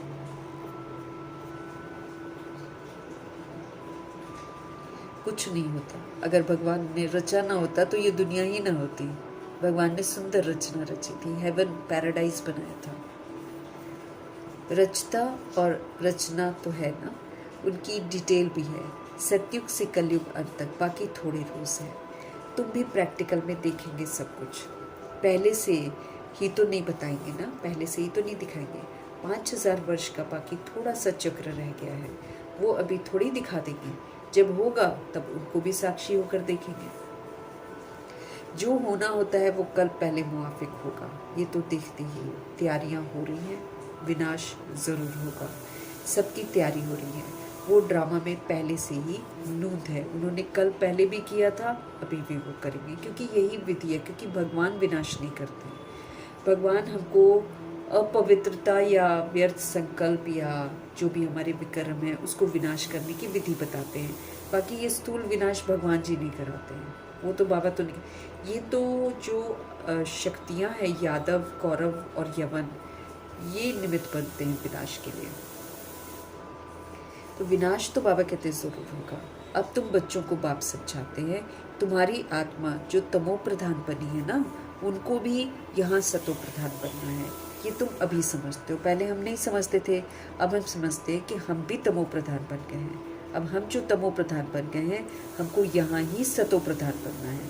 तो ये टाइम मुझे किस लिए मिल रहा है? सतो प्रधान बनने के लिए। तो मुझे सतो प्रधान बनने की फिक्र रखनी है, मुझे 63 जन्म विक्रम विनाश करने की फिक्र रखनी है। नहीं तो धर्मराज जी मुझे पिक्चर दिखाएंगे कि तुम देखो ऐसे ऐसे कर रहे थे, मैंने तुम्हें बोला था खजाने सफल करो, तुम ऐसे ऐसे अपना टाइम बर्बाद कर रही थी, या ऐसे तुम बोल रही थी, या ऐसे तुम कर्म कर रही थी, अब खाओ सजा। ऐसे दिखाएंगे हमारी हमारी मूवी सभी की बन रही है। हम सभी रूहों की मूवी बन रही है। हम सभी रूहों की मूवी को धर्मराज जी दिखाएंगे और ड्रामा, प्रकृति, माया, यमदूत ये हमको पनिश करेंगे। ये अपने तरीके से हमें सजाएं देंगे। अब जैसे खाने को नहीं है, पानी नहीं है और आप बाहर हो, है ना, घर टूट गए और बारिशें शुरू, उधर से डैम का पानी फट गया, कितनी दुर्दशा हो जाएगी इंसान की। ना यहाँ का ना वहाँ का, चिल्लाता रहेगा, चीखता रहेगा, कुछ नहीं। लेकिन प्रकृति किसको बख्श देगी? जिसने अभी पूरा सतो प्रधान बनकर प्रकृति को सतो प्रधान बनाने का सहयोग दिया होगा, जिसने प्योरिटी का सहयोग दिया होगा। उस प्योरिटी का सहयोग देने वाली सोल को प्रकृति छोड़ देगी बस। उसको तो प्रोवाइड भी करेगी सब कुछ, उसको जगह भी प्रोवाइड करेगी, उसके घर को टूटने नहीं देगी, और उसको जो खिलाना पिलाना होगा ना वो भी प्रोवाइड कर देगी। ऐसी है ये प्रकृति, और पहचान भी लेगी कि इस रूह ने अपना होमवर्क पूरा किया है, इस रूह ने मुझे प्योर बनाने में अपना सहयोग दिया है। एकदम उसको पता चल जाता है। और उसी का यादगार है कि जैसे कृष्ण को टोकरी में लेकर जाते हैं और वो गंगा का पानी ना कि यमुना का पानी, वो जैसे ऊपर आता जाता तो उनके पिताजी झूठ दिखाते हैं। वैसे तो उनके पिताजी ये सोच रहे हैं कि ये पानी कैसे, ये तो हम डूब जाएंगे। तब फिर कृष्ण जी तो वो थे ना, मतलब जैसे पावरफुल थे, तो उन्होंने क्या किया, अपना पैर ही बाहर निकाल दिया, अपना पैर बाहर निकाल के टोकरी से लटका दिया। अब जैसे पैर को स्पर्श किया वैसे ही रास्ता क्लियर हो गया, पानी वहाँ से हट गया। तो ये कहने का मतलब ये है कि अभी कलयुग के अंत में ऐसा होता है, जब विनाश होता है तो जो रूह जो है, जैसे कृष्ण की आत्मा या ब्रह्मा जी ने जैसा पुरुषार्थ किया है, वैसा जो रूह पुरुषार्थ करती है, उसके लिए धरती जो है ना रास्ता छोड़ देती है, उसको कुछ नहीं होने देती है। आएगा ही नहीं पानी वहाँ पर, वहाँ भूकंप नहीं आएगा, बाकी इधर उधर सब हिलेगा। लेकिन वो स्थान जहाँ पर वो प्योर सोल रह रही होगी, प्योरिटी है, प्योरिटी हमारी रक्षा करेगी, संपूर्ण पवित्रता हमारी रक्षा करेगी। और ये जो धरा है ना, पहचान भी जाएगी कि ये संपूर्ण पवित्र आत्मा है। ऐसा है, देखो ऐसा भी खेल चल रहा है। हम सभी तमो प्रधान बने हैं, अभी हम सभी को सतो प्रधान बनना है। ये तुम अभी समझते हो। बाप हमारे गुप्त आते हैं ना, भपका नहीं दिखाते हमारे बाबा। ये जो रावण है ना, ये दिखाता है दबदबा और भपका, हमारे बाबा नहीं दिखाते हैं। ये जो शोई चीज़ें होती हैं ना, जो अंदर से खोखली होती हैं, वही दबदबा दिखाती हैं। बाबा दबदबा नहीं दिखाते हैं, बहुत सिंपल रीति से साधारण तन को यूज़ करते हैं और गुप्त वेश में आते हैं। गुप्त ही तुमको ज्ञान दे रहे हैं। अब अड़ोस पड़ोस किसी को थोड़ी मालूम है कि हम भगवान जी से पढ़ रहे हैं। लेकिन जो भगवान जी से पढ़ रहे हैं, वो पढ़ाई जब हमारे अंदर में अच्छी तरह धारण हो जाएगी, तब अंत में हमारा जो आचरण होगा फरिश्ते वाला, वो फिर लोगों को भगवान की तरफ लेकर जाएगा। वो फिर लोग ना भगवान की तरफ आकर्षित हो जाएंगे। तो बाप गुप्त आते हैं, गुप्त ही हमको ज्ञान दे रहे हैं। दुनिया में कोई नहीं जानते, गुप्त रीति तुम विश्व का राज्य लेते हो। कोई भी आवाज़ नहीं है यहाँ पर, बिल्कुल ही गुप्त दान इसको कहा जाता है। बाप आकर बच्चों को अविनाशी ज्ञान रत्नों का गुप्त दान देते हैं। बाप भी कितना गुप्त है, कोई नहीं जानते हैं ये सब कहाँ जाते हैं। ब्रह्मा कुमार ब्रह्मा कुमारियाँ क्या करते हैं, कुछ भी समझते नहीं हैं। तुम बच्चे जानते हो बाबा हमारा कितना गुप्त है। तुम बच्चों को गुप्त विश्व का मालिक बनाते हो। ना कोई यहाँ पर लड़ाई है, ना कोई बारूद है और ना कोई खर्चा है। यहाँ तो एक छोटा गांव लेने में कितने झगड़े मारामारी चल पड़ती हैं, है ना। यहाँ पर छोटा सा कुछ लेना होगा तो मारामारी करेंगे। यहाँ तो बाबा कहते हैं छोटा सा गांव लेने में ही कितने झगड़े हैं, कितनी मारामारी चल पड़ती है। तो बाप आकर गुप्त दान हमको देते हैं। अविनाशी ज्ञान रत्नों से हम आत्माओं की बुद्धि रूपी झोली को भरते हैं। कहते हैं भर दो झोली शिव भोला भंडारी। भोले हैं हमारे शिव बाबा, तभी पढ़ाते जा रहे पढ़ाते जा रहे। नहीं तो जिस तरह बच्चे कहना नहीं मानते, बाबा तो छोड़ ही दे, है ना। जब हम लोग कहना नहीं मानते हैं, जैसे शरीर का बाप अगर हो और बच्चा ना सुनता हो इतने दिन से, हाँ, तो क्या बोलेंगे, निकाल देंगे उसको घर से बाहर या उल्टा सीधा उसको बोलेंगे, ऐसा करते हैं ना। लेकिन ये भगवान तो देखो भोला है ना, रहम दिल है, क्षमाशील है, इसलिए बार बार क्षमा करके रहम करके हमको फिर जागृत करते हैं, फिर पढ़ाते हैं, ताकि हम आत्माएं किसी भी तरीके से अपने आप को बचा लें। तुम जानते हो शिव बाबा हमारी अविनाशी ज्ञान रत्नों से झोली भर रहे हैं। हम सभी अब जानते हैं कि भगवान हमारी ज्ञान रत्नों से झोली भर रहे हैं। तो एक एक रतन लाखों रुपयों का है, एक एक रतन लाखों रुपयों का है। तुम कितने रतन देते हो, फिर तुम कितने दानी बनते हो। तुम कितने रतन देते हो, फिर तुम कितने दानी बनते हो, वो भी गुप्त है। देवताओं को कितने हथियार भुजाएं आदि देती हैं। वास्तव में है कुछ भी नहीं। देवियों को 10 हाथ, 10 हाथ में अलंकार, त्रिशूल भी दे देंगे, खड़ग भी दे देंगे, तलवार भी दे देंगे, ऐसे करते हैं। तो बाबा कहते हैं देवताओं को कितने हथियार भुजाएं आदि दे दी है। वास्तव में है कुछ है नहीं। सत्युग में देवताओं को इतनी भुजाएं आदि तो होती भी नहीं है। कलयुग में कितने अनेक प्रकार के हथियार देती हैं। विनाश के लिए बॉम्ब्स हैं, तो फिर तलवार बाण आदि क्या करेंगे। अब थोड़ी, शुरू में जब युद्ध हुआ करता था द्वापर युग में, तब तलवारों से बाणों से ऐसे युद्ध करते थे। अब तो बॉम्ब्स बन गए। बाबा कहते हैं पॉपुलेशन ज़्यादा है ना, तो यहाँ पर तलवार से कितना कर लेंगे। तलवारों से भी खून खराबे बहुत हुए हैं। अभी क्या है, अब तो बाबा कहते बॉम्ब्स है। अब चूंकि भारत में ज़्यादातर लड़ाई इस तरह हुई है तलवारों से, है ना, इसीलिए यहाँ पर अंतिम समय में भी ऐसी ही लड़ाई मार काट ही होना है। तो फिर बाबा कहते हैं विनाश के लिए बॉम्ब्स है, तो सिर्फ तलवार, फिर तलवार बाण आदि क्या करके। तुम कहते हो ज्ञान खड़ग। अब देवियों के हाथ में जो खड़ग है, देवियों के हाथ में जो तलवार है, वो ज्ञान की तलवार है।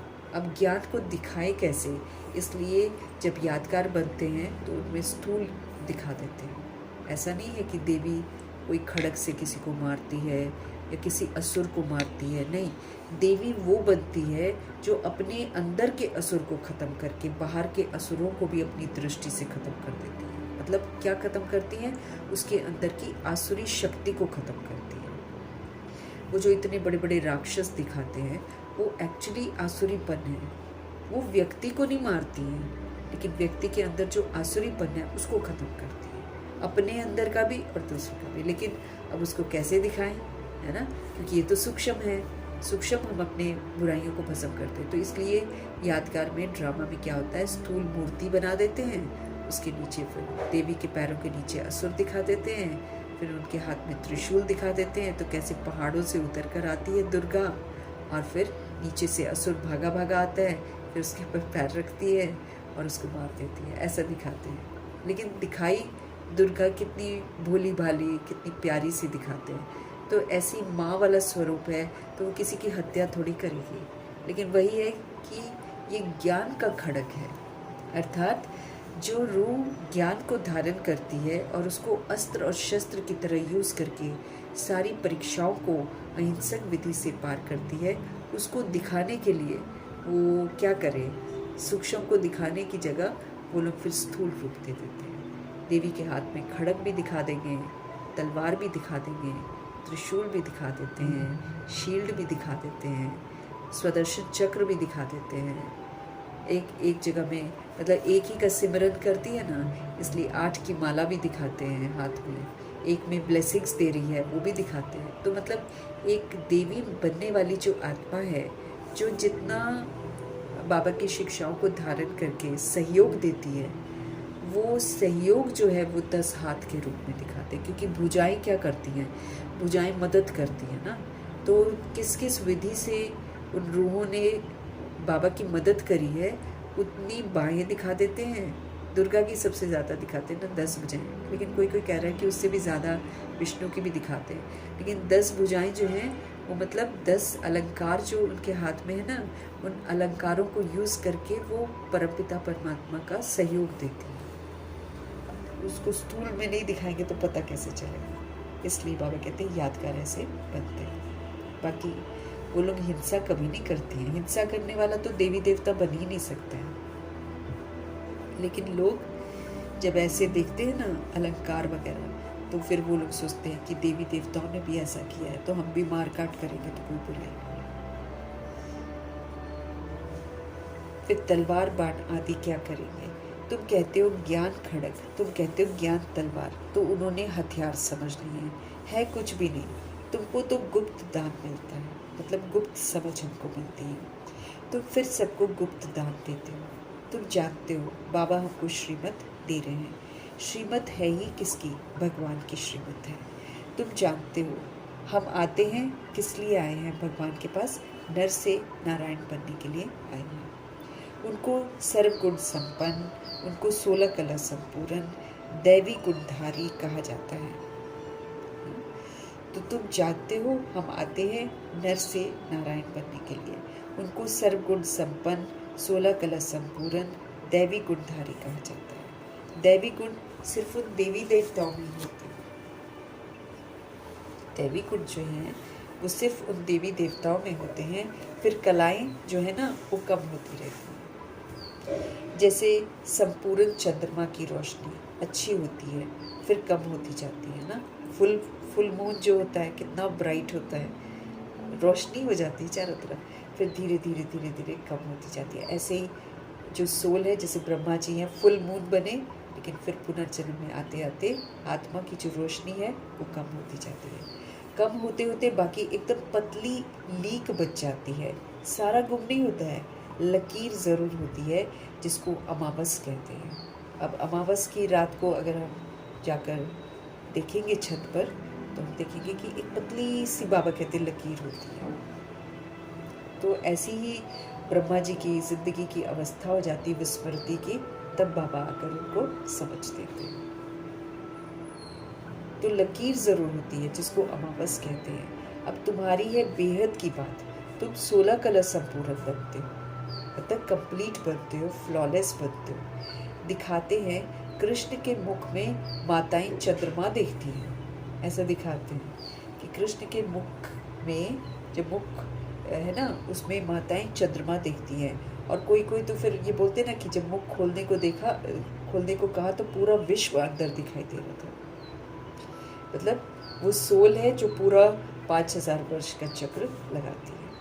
अब कृष्ण जी जब होते हैं ऐसे नहीं होता है, लेकिन एक कहानी बनाती है, जिसका फिर आध्यात्मिक अर्थ बाबा आकर समझाते हैं। तो कृष्ण के मुख में माताएं चंद्रमा देखती हैं। ये है साक्षात्कार की बातें, बाबा कहते हैं, जिसकी समझानी बाप बैठकर देते हैं। ये तो साक्षात्कार होते हैं, और इसकी जो समझ है वो फिर बाबा आकर देते हैं। अब तुमको संपूर्ण बनना है, बाबा कहते हैं। अब हम आत्माओं को संपूर्ण बनना है। माया का संपूर्ण ग्रहण लगा हुआ है सबको। माया का संपूर्ण ग्रहण लगा हुआ है, बाकी जाकर लकीर बचती है। सीढ़ी उतरते आए हैं, तो सबको सीढ़ी उतरनी ही है, तभी फिर सबको वापस जाना पड़े। तुम तो अभी थोड़े हो, आहिस्ते आहिस्ते वृद्धि हो जाएगी। पढ़ाई में बहुत नहीं पास होते हैं, तुम्हारे सेंटर्स भी धीरे धीरे वृद्धि को पाते रहते हैं। समय नज़दीक आता जाएगा, फिर समझेंगे इन्हों में क्या है। दिन प्रतिदिन वृद्धि को पाते रहते हैं। अभी कहते हैं हमने समझा था, ये कहाँ तक चलेंगे, खत्म हो जाएंगे। बाबा कहते हैं समय नजदीक आता जाएगा, फिर समझेंगे सब कि इन्हों में क्या है। दिन प्रतिदिन वृद्धि को पाते रहते हैं। अभी कहते हैं हमने समझा था, ये लोग कहाँ तक चलेंगे, खत्म हो जाएंगे। शुरू में इस डर से बहुत भाग गए थे, पता नहीं क्या होगा, न यहाँ के न वहाँ के रहेंगे, इससे तो भागो यहाँ से। भाग गए। बेगरी पार्ट में कितने सारे लोग भाग गए, लेकिन बाबा ने किसी को भूखा रखा क्या? कभी भी भूखा नहीं रखा। लेकिन जिनको विश्वास था वो रह गए, जिनको नहीं विश्वास था वो भाग गए। अब भाग गए तो फिर वही दुर्गति में चले गए। फिर उनमें से आते रहते हैं। बाबा कहते फिर कहाँ जाएंगे, फिर आते रहते हैं। बाप कितना सहज रीति से बैठकर समझाते हैं। लेकिन जब दादियों को देखते होंगे कि इन्होंने शुरू से ये किया तो उनको पश्चाताप जरूर होता होगा, तभी तो आते हैं ना वो लोग। आना मतलब क्या, वो लोग अंदर से तो रियलाइज करते हैं कि यही तो सत्य मार्ग है।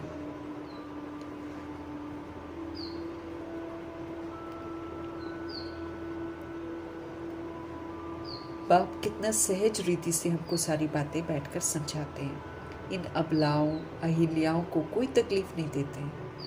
कमज़ोर जो सोल्स हो जाती हैं बॉडी से, और अहिल्याएं मतलब पत्थर बुद्धि, तो इन अबलाओं अहिल्याओं को कोई तकलीफ नहीं देते हैं। इन्हों का भी उद्धार तो होना है।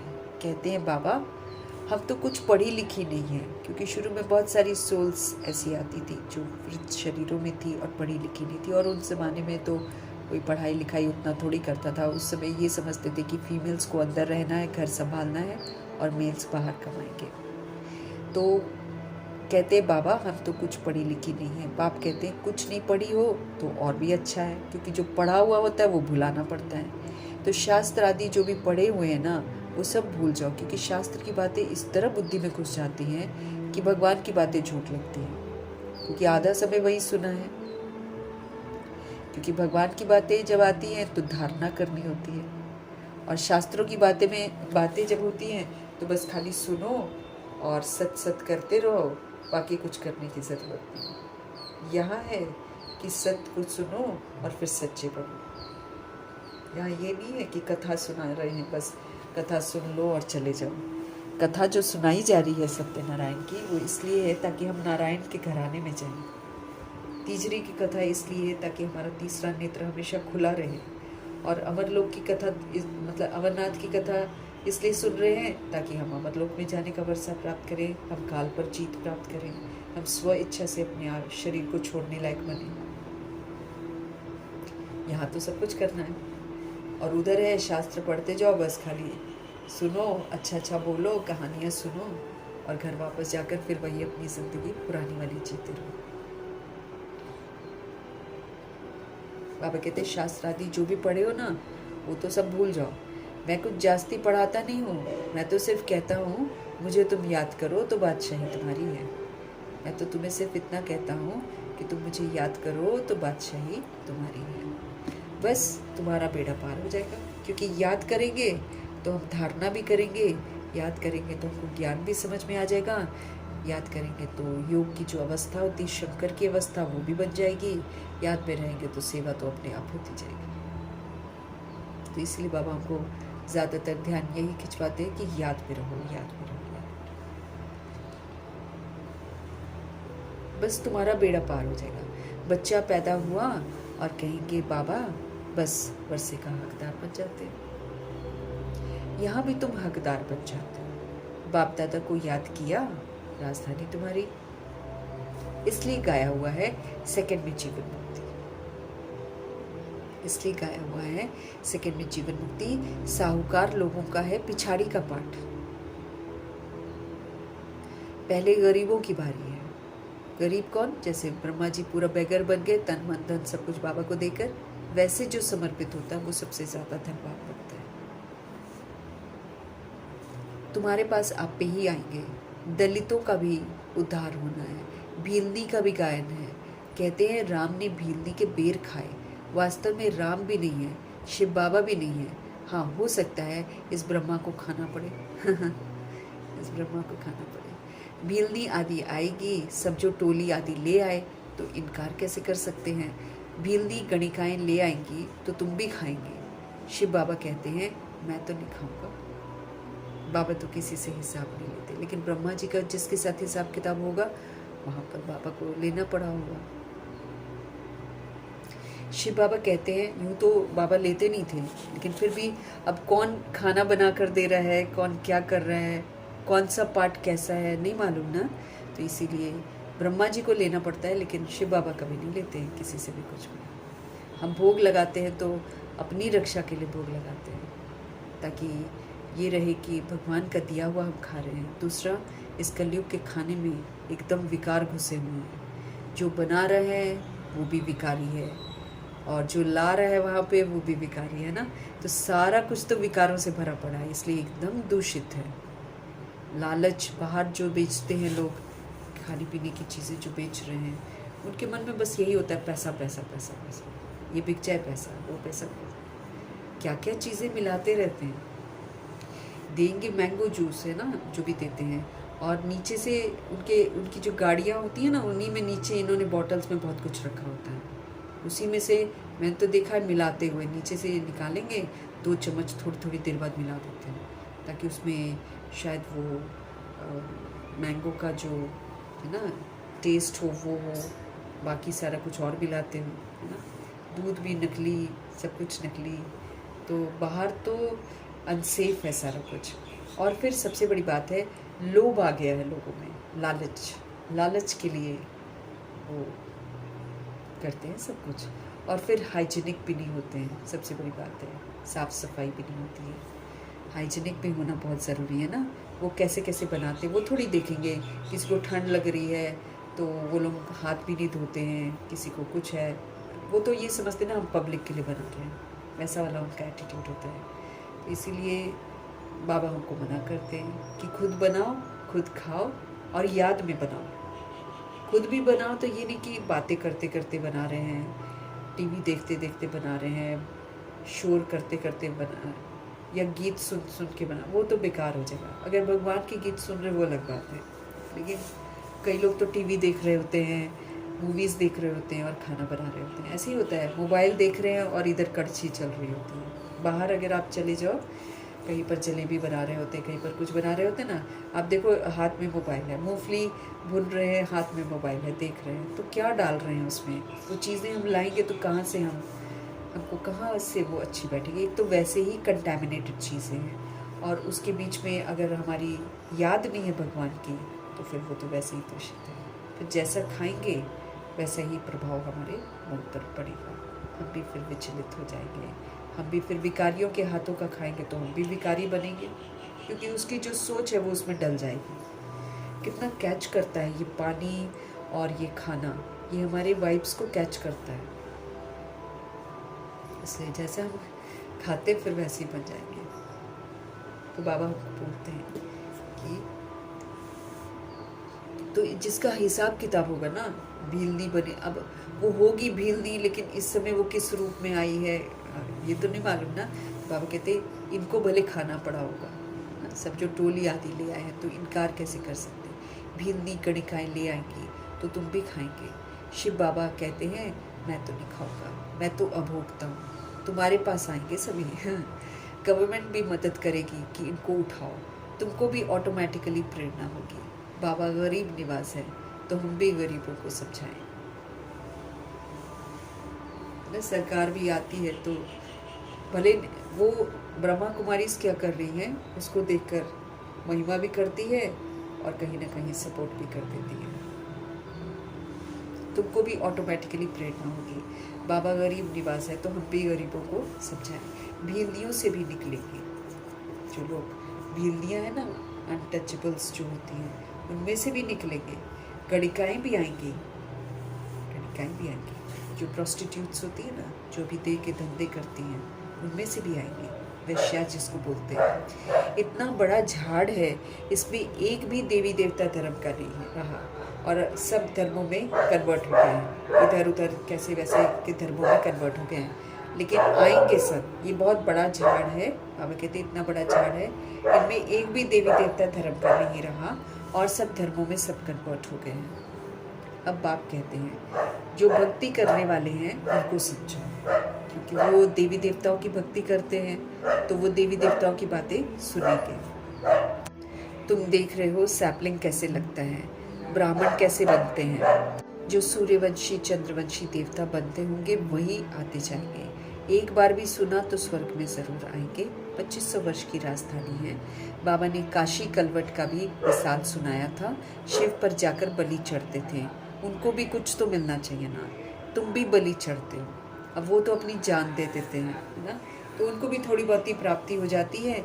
और बाबा कहते तुम भी बलि चढ़ते हो, लेकिन हम लोग ऐसे नहीं कि हाँ त्रिशूल नीचे रख दिया और उस पर जाकर कूद गए, है ना, और लहूलुहान हो गए, ऐसे यहाँ पर नहीं चढ़ते। यहाँ पर बलि चढ़ना मीन्स हम जो अपना पुरानापन है, देह का भान, देह का अभिमान है और उसकी कभी कमजोरियाँ हैं, वो हम बाबा को सौंपते हैं। तो बलि चढ़ते, तुम भी बलि चढ़ते हो, पुरुषार्थ करते हो। किसके लिए? राजाई के लिए पुरुषार्थ करते हो। भक्ति मार्ग में राजाई तो होती नहीं है, बाबा कहते हैं भक्ति मार्ग है ना, उसमें राजाई नहीं होती है। वापस कोई भी जा नहीं सकता यहाँ से। तो क्या होता है, उनके जो पाप किए हुए हैं ना, उनकी सज़ा भोग चुकता कर देते हैं। बाबा कहते हैं वापस तो कोई भी जा नहीं सकता है, दोबारा जन्म वो लेते हैं जो काशी कलवट खाते हैं। तो क्या होता है, उनके जो पाप किए हुए होते हैं ना, उनकी सज़ा भोग चुकता कर देते हैं। फिर नए सिरे जन्म होता है उनका, नए सिर पाप शुरू होता है, फिर जाएंगे, फिर दूसरी जगह जन्म लेंगे, फिर से उनका पाप शुरू होता है। क्योंकि कोई तो बताता नहीं ना कि पाप क्या होता है, पुण्य क्या होता है, ये तो बाबा आकर बताते हैं। तो फिर नए सिरे जन्म होता है, नए सिर फिर पाप शुरू हो जाते हैं उनके। बाकी रहना तो सबको यहाँ पर ही है। नंबर 1 में तो तुम ही हो, तुम ही 84 जन्म भोगते हो। सबको सतो रजो तमो में आना ही पड़ता है। बाबा कहते हैं जो इस सृष्टि रूपी ड्रामा में आ जाता है वो सतो रजो तमो से गुजरता ही है। बाप कहते हैं इस समय सारी मनुष्य सृष्टि का झाड़ कैसा है, जड़ जड़ीभूत हो गया है, गिरने वाला है, खत्म होने वाला है। मनुष्य तो बिल्कुल घोर अंधेरे में कुंभकर्ण की नींद में सोए हुए हैं। एक कुंभकर्ण नहीं है, बहुत कुंभकर्ण है। तुम कितना भी समझाते हो सुनते ही नहीं है। जिनका पाठ है वो पुरुषार्थ करते हैं और वही फिर माता पिता के दिल पर चढ़ते हैं। जो बाबा के कहने पर चलते हैं वो फिर बाबा के दिल पर चढ़ते हैं। तख्त नशीन भी वही बनते हैं। बाबा का तख्त मिलता है जिसको, वही तख्त पर बैठते हैं। कितनी बच्चियां पूछती हैं बाबा, बच्चों को डांटना पड़ता है।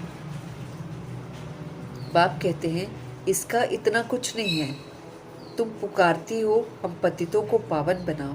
तो बाप भी कहते हैं काम महाशत्रु है। यूं तो बाबा मना करते हैं डांटना, लेकिन कई एक बार बाबा फिर थोड़ा जब कोई बोलता होगा बाबा को, तो बाबा कहते चलो इसका तो उतना नहीं है कि डांटना पड़ता है। बाप कहते इसका इतना कुछ नहीं है, मतलब कुछ तो है लेकिन इतना कुछ नहीं है जितना काम विकार का है। काम महाशत्रु है। ऐसे नहीं कहा जाता कि क्रोध शत्रु है। माताओं में इतना नहीं होता है, पुरुष बहुत लड़ाई करते हैं। अब बाप ने तुम माताओं को आगे किया है वंदे मातरम। तो जो उस समय सोल्स अपना घर द्वार छोड़ देती हैं, बर्तन साफ करके पैसे कमाती हैं, कपड़े सिलाई करके पैसे कमाती हैं, लेकिन पतित नहीं बनती हैं, उनको बाबा वंदे मातरम बोलते हैं। नहीं तो माताओं को कहते हैं तुम्हारा पति गुरु ईश्वर है, उनकी मत पर चलना है। ऐसा होता है ना, शादी होती है तो बोलेंगे बस अब यही तुम्हारा भगवान है। हाँ। हथियाला बांधा फिर फट से पतित बने। अब ये ईश्वर मिला इनको। हाँ। पतित बने तो ईश्वर कहाँ से हो गया। अभी राम राज्य स्थापन हो रहा है, बाकी सब मरते जाएंगे, राम राज्य स्थापन हो रहा है। बाबा कहते हैं बाकी सब जितने भी हैं मरते जाएंगे, पुनर्जन्म लेते जाएंगे, मरते जाएंगे, पुनर्जन्म लेते जाएंगे। जल्दी जल्दी हिसाब चुकता होगा ना, क्योंकि गर्भ में जाना भी इस समय बहुत बड़ा गंदा जेल है। तो उस गंदे जेल में जाना, उल्टा लटके रहना, फिर बाहर निकलना तो बाहर खाने को नहीं, पीने को नहीं, ऐसा वाला वायुमंडल, इससे भुगतान करती है सो। बाबा ने समझाया है विनाश काले विपरीत बुद्धि है, विनाश काल ये चल रहा है और इसमें जो बाबा की श्रीमत के विपरीत चलता है वो विपरीत बुद्धि है। तो विपरीत बुद्धि कैसी होती है? विनशक्ति हो जाती है, उनका विनाश हो जाता है, मतलब वो सतयुग में नहीं आते हैं। विनाश काली प्रीत बुद्धि। और फिर जो बाबा के बच्चे बनते हैं, प्रीत रखते हैं, उनके कहे अनुसार चलते हैं, वो फिर विजयंती हो जाते हैं। तो विनाश काले प्रीत बुद्धि विजयंती और विनाश काले विपरीत बुद्धि विनशक्ति। तुम्हारी परमपिता परमात्मा से प्रीत बुद्धि है, तुम्हारी आत्मा जानती है, शिव बाबा इनमें आते हैं, इन द्वारा हम सब कुछ सुन रहे हैं। इतनी छोटी बिंदु है आत्मा, इतनी छोटी बिंदु है। शिव बाबा का ये टेम्पररी रथ है, इनके द्वारा ये रुद्र ज्ञान यज्ञ रचा है, इनके द्वारा ये रुद्र ज्ञान यज्ञ रचा है, जो ये बढ़ता ही चला जाएगा। बच्चों की बूंद बूंद से तालाब भरता रहता है। बच्चे अपना सफल करते रहते हैं क्योंकि जानते ये तो सब कुछ मिट्टी में मिल जाना है, कुछ भी तो रहना नहीं यहाँ पर। इतना तो सफल हो जाए, कम से कम कुछ तो दे देना। तो बाबा कहते हैं सुदामा का भी मिसाल है। अब किसी के पास कम होता है तो वो कम देता है, इसीलिए सुदामा का। बाकी ऐसा नहीं होता कि जब कृष्ण होते तो सुदामा होता है, ऐसा कुछ नहीं है। लेकिन अभी जो हम परमपिता परमात्मा को समर्पित करते हैं ब्रह्मा जी के थ्रू, वो फिर यादगार में सुदामा दिखा देते हैं कि हम गरीब सुदामा हो गए और कृष्ण जो है वो फिर असुर में है, भगवान से हमको मिलता है सब कुछ, तो हम भगवान को सौंपते हैं। तो सुदामा का भी मिसाल है ना। बच्चियां बाबा के पास चावल मुट्ठी व 6-8 रुपया भेज देती हैं। उन दिनों तो इतना ही बहुत था ना, तो 6-8 रुपया भेज देती हैं। वाह बच्ची, बाप तो गरीब निवास है ना। ये सब ड्रामा में नूत है, फिर भी होगा। उन दिनों 1 आना 2 आना ऐसे करके भी देती थी सोल्स, तो उसकी बड़ी अहमियत थी। तो ये सब ड्रामा में नूत है, फिर भी होगा। बांधेलियाँ हैं ना, फिर बांधेलियाँ भी होती हैं। तो बाबा कहते हैं भाग्यशाली हो, शिव बाबा का हाथ तो तुमको मिल गया ना। एक दिन आएगा जब आर्य समाजी आदि भी आएंगे। जाएंगे कहाँ? मुक्ति और जीवन मुक्ति की हड्डी यही तो है। जिसने मुक्ति धाम जाना है वो भी एक दिन रियलाइज़ करेगा, और जिसने जीवन मुक्ति धाम में जाना है वो तो रियलाइज़ करके आते हैं। तो बाबा कहते हैं एक दिन सब आएंगे, आना ही है सबको। सब तरफ से धक्के धुक्के खा के फिर इधर आएंगे। सजाएं खाकर सबको मुक्ति में जाना है, सबको पनिशमेंट मिलेगा, फिर उसको रियलाइज़ होगा कि मैं आत्मा हूँ, मैं परम धाम से आया हूँ, फिर जाएंगे मुक्ति धाम में। ऐसे ही जीवन मुक्ति धाम में भी आत्माएं जाएंगी। तो सजाएं खाकर सबको मुक्ति में जाना है। ये कयामत का समय चल रहा है, यहाँ पर सबको अपने कर्मों का हिसाब चुकतू करना ही है। इसलिए आजकल की घटनाएं जब हम देखते हैं तो लगता है कि ये कैसे हो रहा है, ऐसे हो रहा है, लेकिन ये कयामत की घड़ियाँ हैं। किया हुआ सारा इस समय चुकतू हो रहा है। रूप बदल जाता है, रूप मासूमियत का आ जाता है, और सज़ाएं जो हैं जब मिलती है तो लगता है कि मासूम को मिली है, लेकिन सारा हमारा हिसाब किताब सेटल होता है।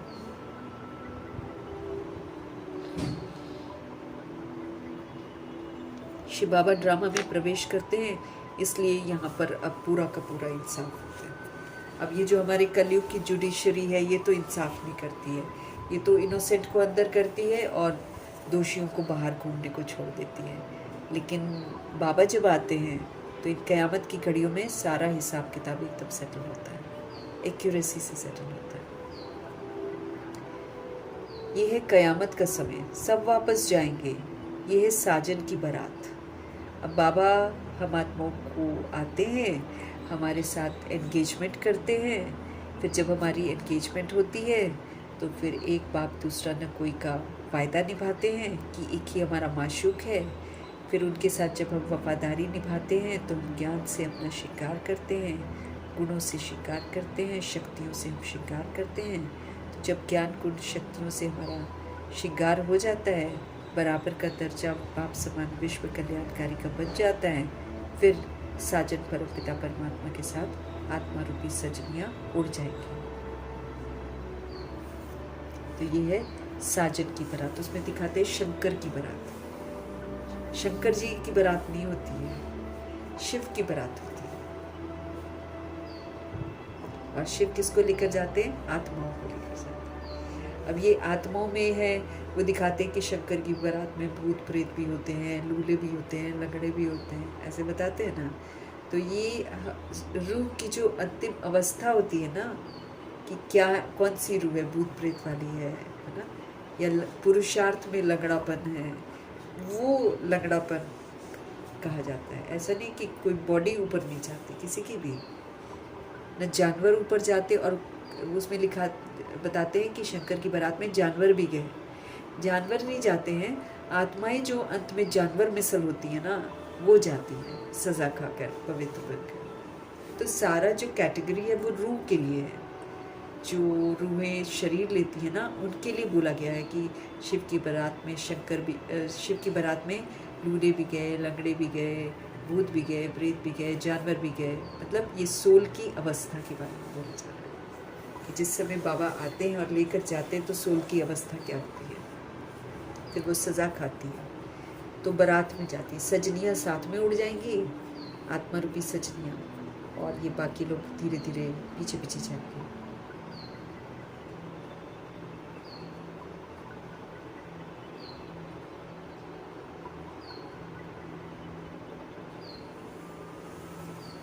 तो ये कयामत का समय है और सब वापस घर जाएंगे।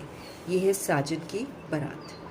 कैसे बारात जाएगी वो भी साक्षात्कार होगा। तुम्हारे सिवाय और कोई देख भी नहीं सकेंगे और किसी को थोड़ी पता चलेगा। तुम्हारे सिवाय जो बच्चे होंगे, बाबा बोले तुम्हारे सिवाय कोई देख ना सके।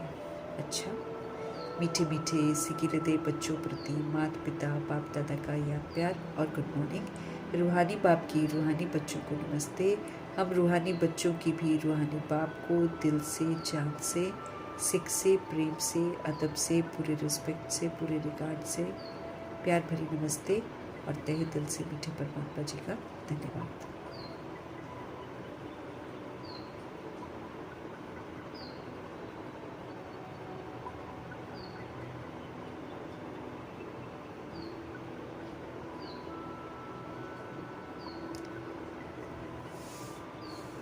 धारणा के लिए मुख्य सार।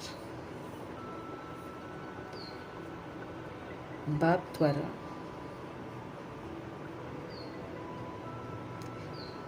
ज्ञान का जो गुप्त दान मिला है उसकी वैल्यू को समझो और अपनी झोली ज्ञान रत्नों से भरपूर करो। ज्ञान जब हम इम्प्लीमेंट करेंगे, अमल में लाएंगे, तब मेरी बुद्धि रूपी झोली उससे भरेगी। जैसे आत्मा है ना, आत्मा कैसी है, सतोगुणी है ना। तो जब आत्मा का पाठ हम पक्का करेंगे और फिर आत्मा बनकर पाठ जब हम बजाएंगे, तब समझो कि मेरी बुद्धि में, बुद्धि रूपी झोली में ये आत्मा का ज्ञान फीड हो गया।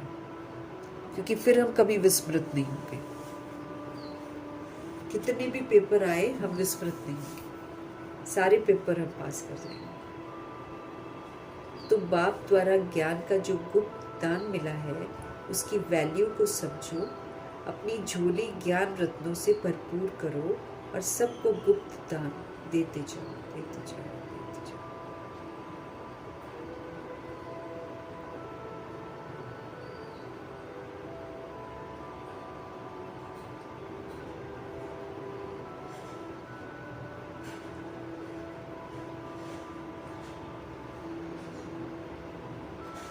तो बाप द्वारा ज्ञान का जो गुप्त दान हमको मिला हुआ है उसकी वैल्यू को, उसकी कीमत को समझकर उसको यूज़ करके अपनी झोली जो है, बुद्धि रूपी झोली, वो ज्ञान रत्नों से भरपूर करो।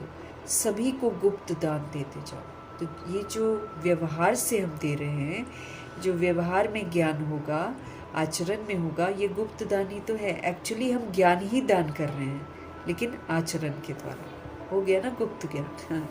तो बाबा कहते हैं सबको गुप्त दान देते जाओ। बता नहीं रहे हैं हम ज्ञान के बारे में, है ना, लेकिन हम आचरण में वैसे पाठ बजा रहे हैं जिससे आत्मा को सहयोग मिलता जा रहा है। तो हमने क्या कर दिया? गुप्त दान कर दिया। इस कयामत के समय में जबकि हमको घर वापस जाना है, तो अपना सब कुछ, समय, श्वास, संकल्प, बोल, कर्म, सब कुछ बाबा कहते सफल करो। दृष्टि, वृत्ति, कृति सब सफल करो। तो इस कयामत के समय में जबकि हमको वापस घर जाना है, तो अपना सब कुछ सफल करना है। हमको भगवान के साथ प्रीत बुद्धि बनना है, भगवान से सच्ची प्रीत रखनी है और मुक्ति, जीवन मुक्ति का रास्ता सभी को बताना है। हमको भगवान से प्रीत बुद्धि बनना है और सबको मुक्ति का रास्ता भी बताना है, सबको जीवन मुक्ति का रास्ता भी बताना है। कैसे हम मुक्ति में जा सकते हैं, कैसे हम जीवन मुक्ति में जा सकते हैं। जीवन मुक्ति में जाना है, रास्ता कैसे बताएंगे? भगवान से जोड़ देंगे, फिर वो भगवान से पढ़ेंगे। मुक्त अवस्था में रहकर मुक्ति का सहयोग देकर भगवान से जोड़ देना है। उसी तरह जीवन मुक्ति,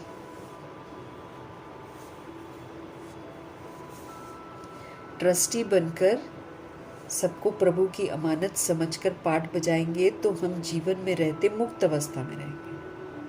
और बाकी जो हम रियलाइज करते हैं कि हम परम धाम निवासी हैं, अशरीरी हैं, विदेही हैं, इस स्मृति को पक्का करके सारा जो विस्तार है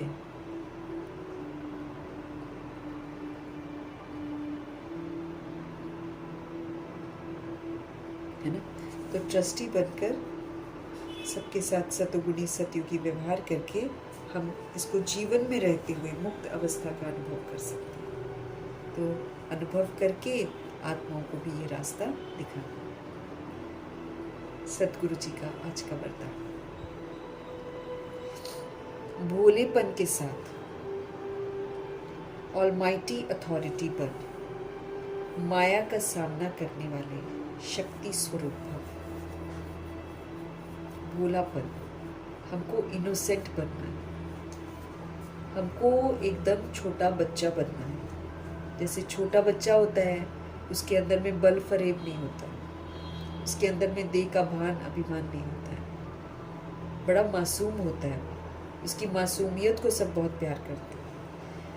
अब उसको नहीं मालूम कि लड़का है लड़की है, उसको नहीं मालूम कि ये रिश्ते हैं, है ना, और भेदभाव उसको नहीं मालूम, कुछ भी नहीं मालूम।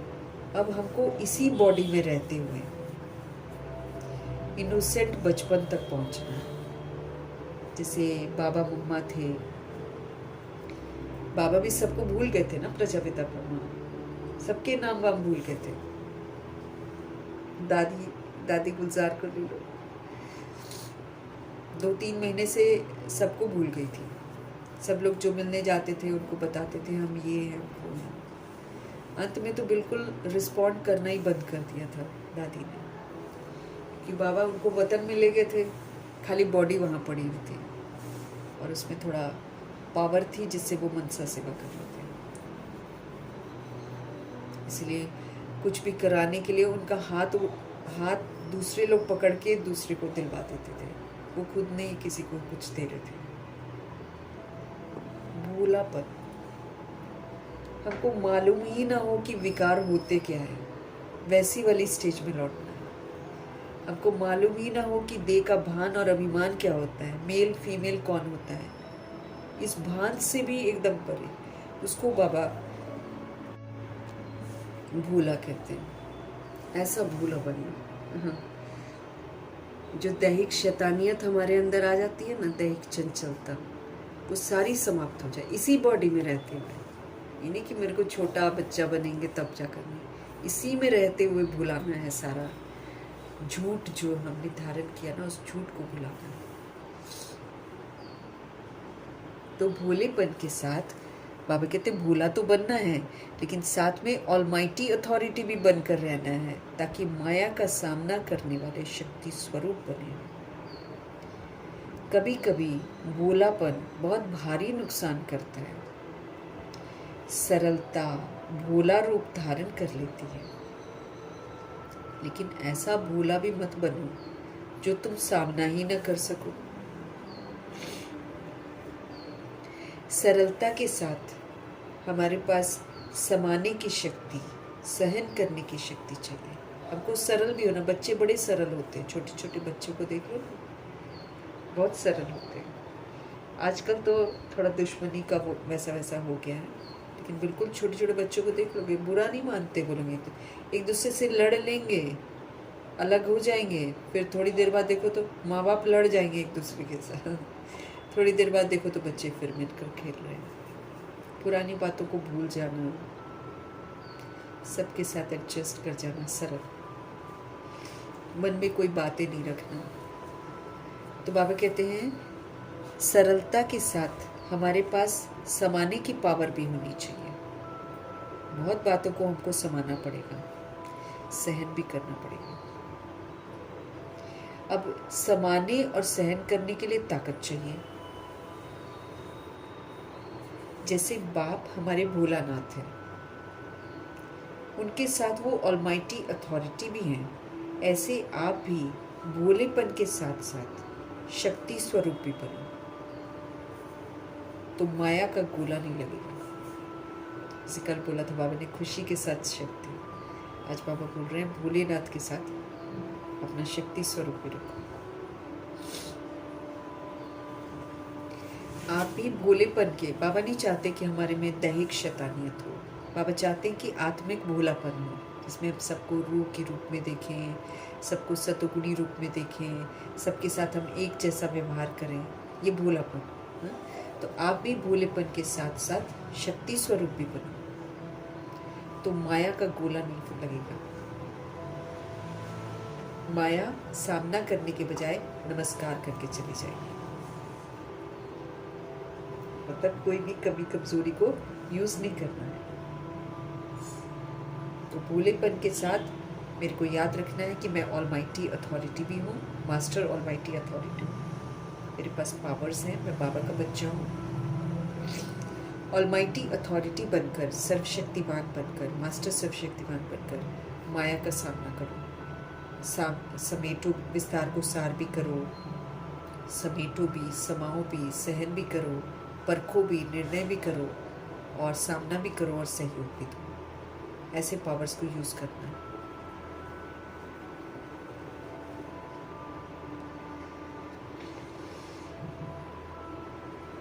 तो भोलेपन के साथ ऑलमाइटी अथॉरिटी बनकर माया का सामना करने वाले शक्ति स्वरूप भव। कभी कभी भोलापन बहुत भारी नुकसान भी कर देता है। सरलता, अब भोले बन गए, हमने माया ने जो भी किया हमने हम वशीभूत हो गए, ऐसा नहीं होना चाहिए ना। सरलता भोला रूप धारण कर लेती है, लेकिन ऐसा भोला भी नहीं बनो जो तुम सामना ही न कर सको। सरलता के साथ साथ सम्माने की शक्ति भी हमारे अंदर होनी चाहिए, हमारे अंदर में सहन करने की शक्ति भी होनी चाहिए। जैसे बाबा हमारे भोलानाथ हैं, उसके साथ वो ऑलमाइटी अथॉरिटी हैं, ऐसे आप भी भोलेपन के साथ साथ शक्ति स्वरूप भी बनकर हो, तो माया का गोला फिर आपको नहीं लगेगा। माया सामना करने के बजाय क्या करेगी? नमस्कार कर लेगी।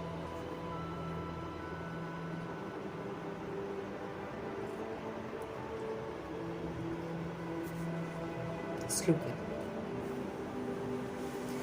अपने दिल में याद का झंडा लहराओ तो प्रत्यक्षता का झंडा लहरा जाएगा। अपने दिल में याद का झंडा लहराओ तो प्रत्यक्षता का झंडा लहरा जाएगा। याद बनी, झंडा लहराओ मतलब हमेशा याद में रहो। तो अपने दिल में याद का झंडा लहराओ, तो जब याद करेंगे तो भगवान की प्रत्यक्षता हो जाएगी, क्योंकि याद से ही हमारे में परिवर्तन आएगा और हमारे परिवर्तन से भगवान प्रत्यक्ष हो जाएंगे। अव्यक्त इशारे हमको मिल रहे हैं ज्वाला स्वरूप स्थिति बनाने के लिए और शक्तिशाली याद का अनुभव करने के लिए। जब हम ज्वाला स्वरूप स्थिति बनाएंगे तो हम याद को अनुभव कर सकते हैं।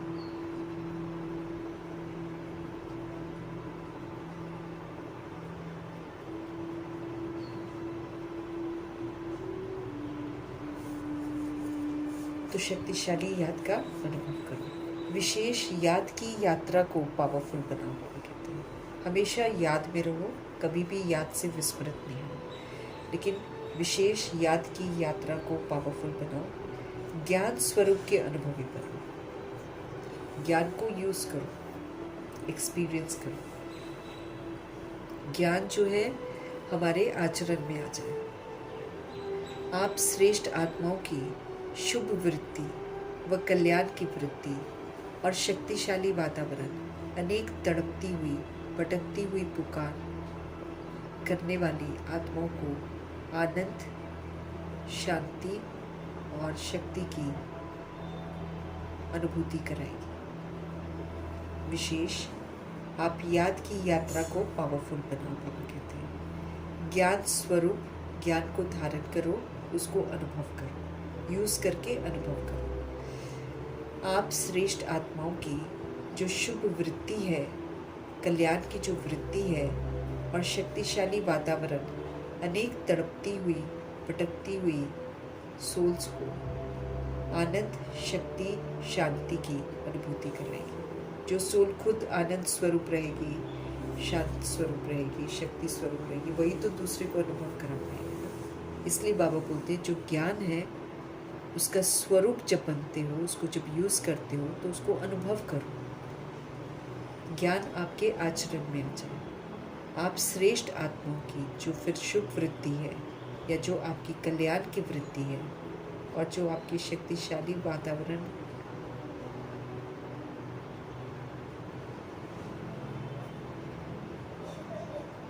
बाबा कह रहे हैं, शक्तिशाली वातावरण, ये जो आपकी जो श्रेष्ठ आत्माएं हो, आप लोग, आपकी जो शुभ वृत्ति है ना, आत्मा भाई भाई की शुभ वृत्ति है, आपकी जो कल्याण की वृत्ति है, आपका शक्तिशाली वातावरण जो है ना, ये बहुत सारी तड़पती हुई भटकती हुई पुकार करने वाली आत्माओं को आनंद, शांति और शक्ति की अनुभूति कराएंगे। जब हमारी अवस्था वैसी हो जाएगी तो हम उस अवस्था का सहयोग दूसरी सोच को जरूर कराएंगे।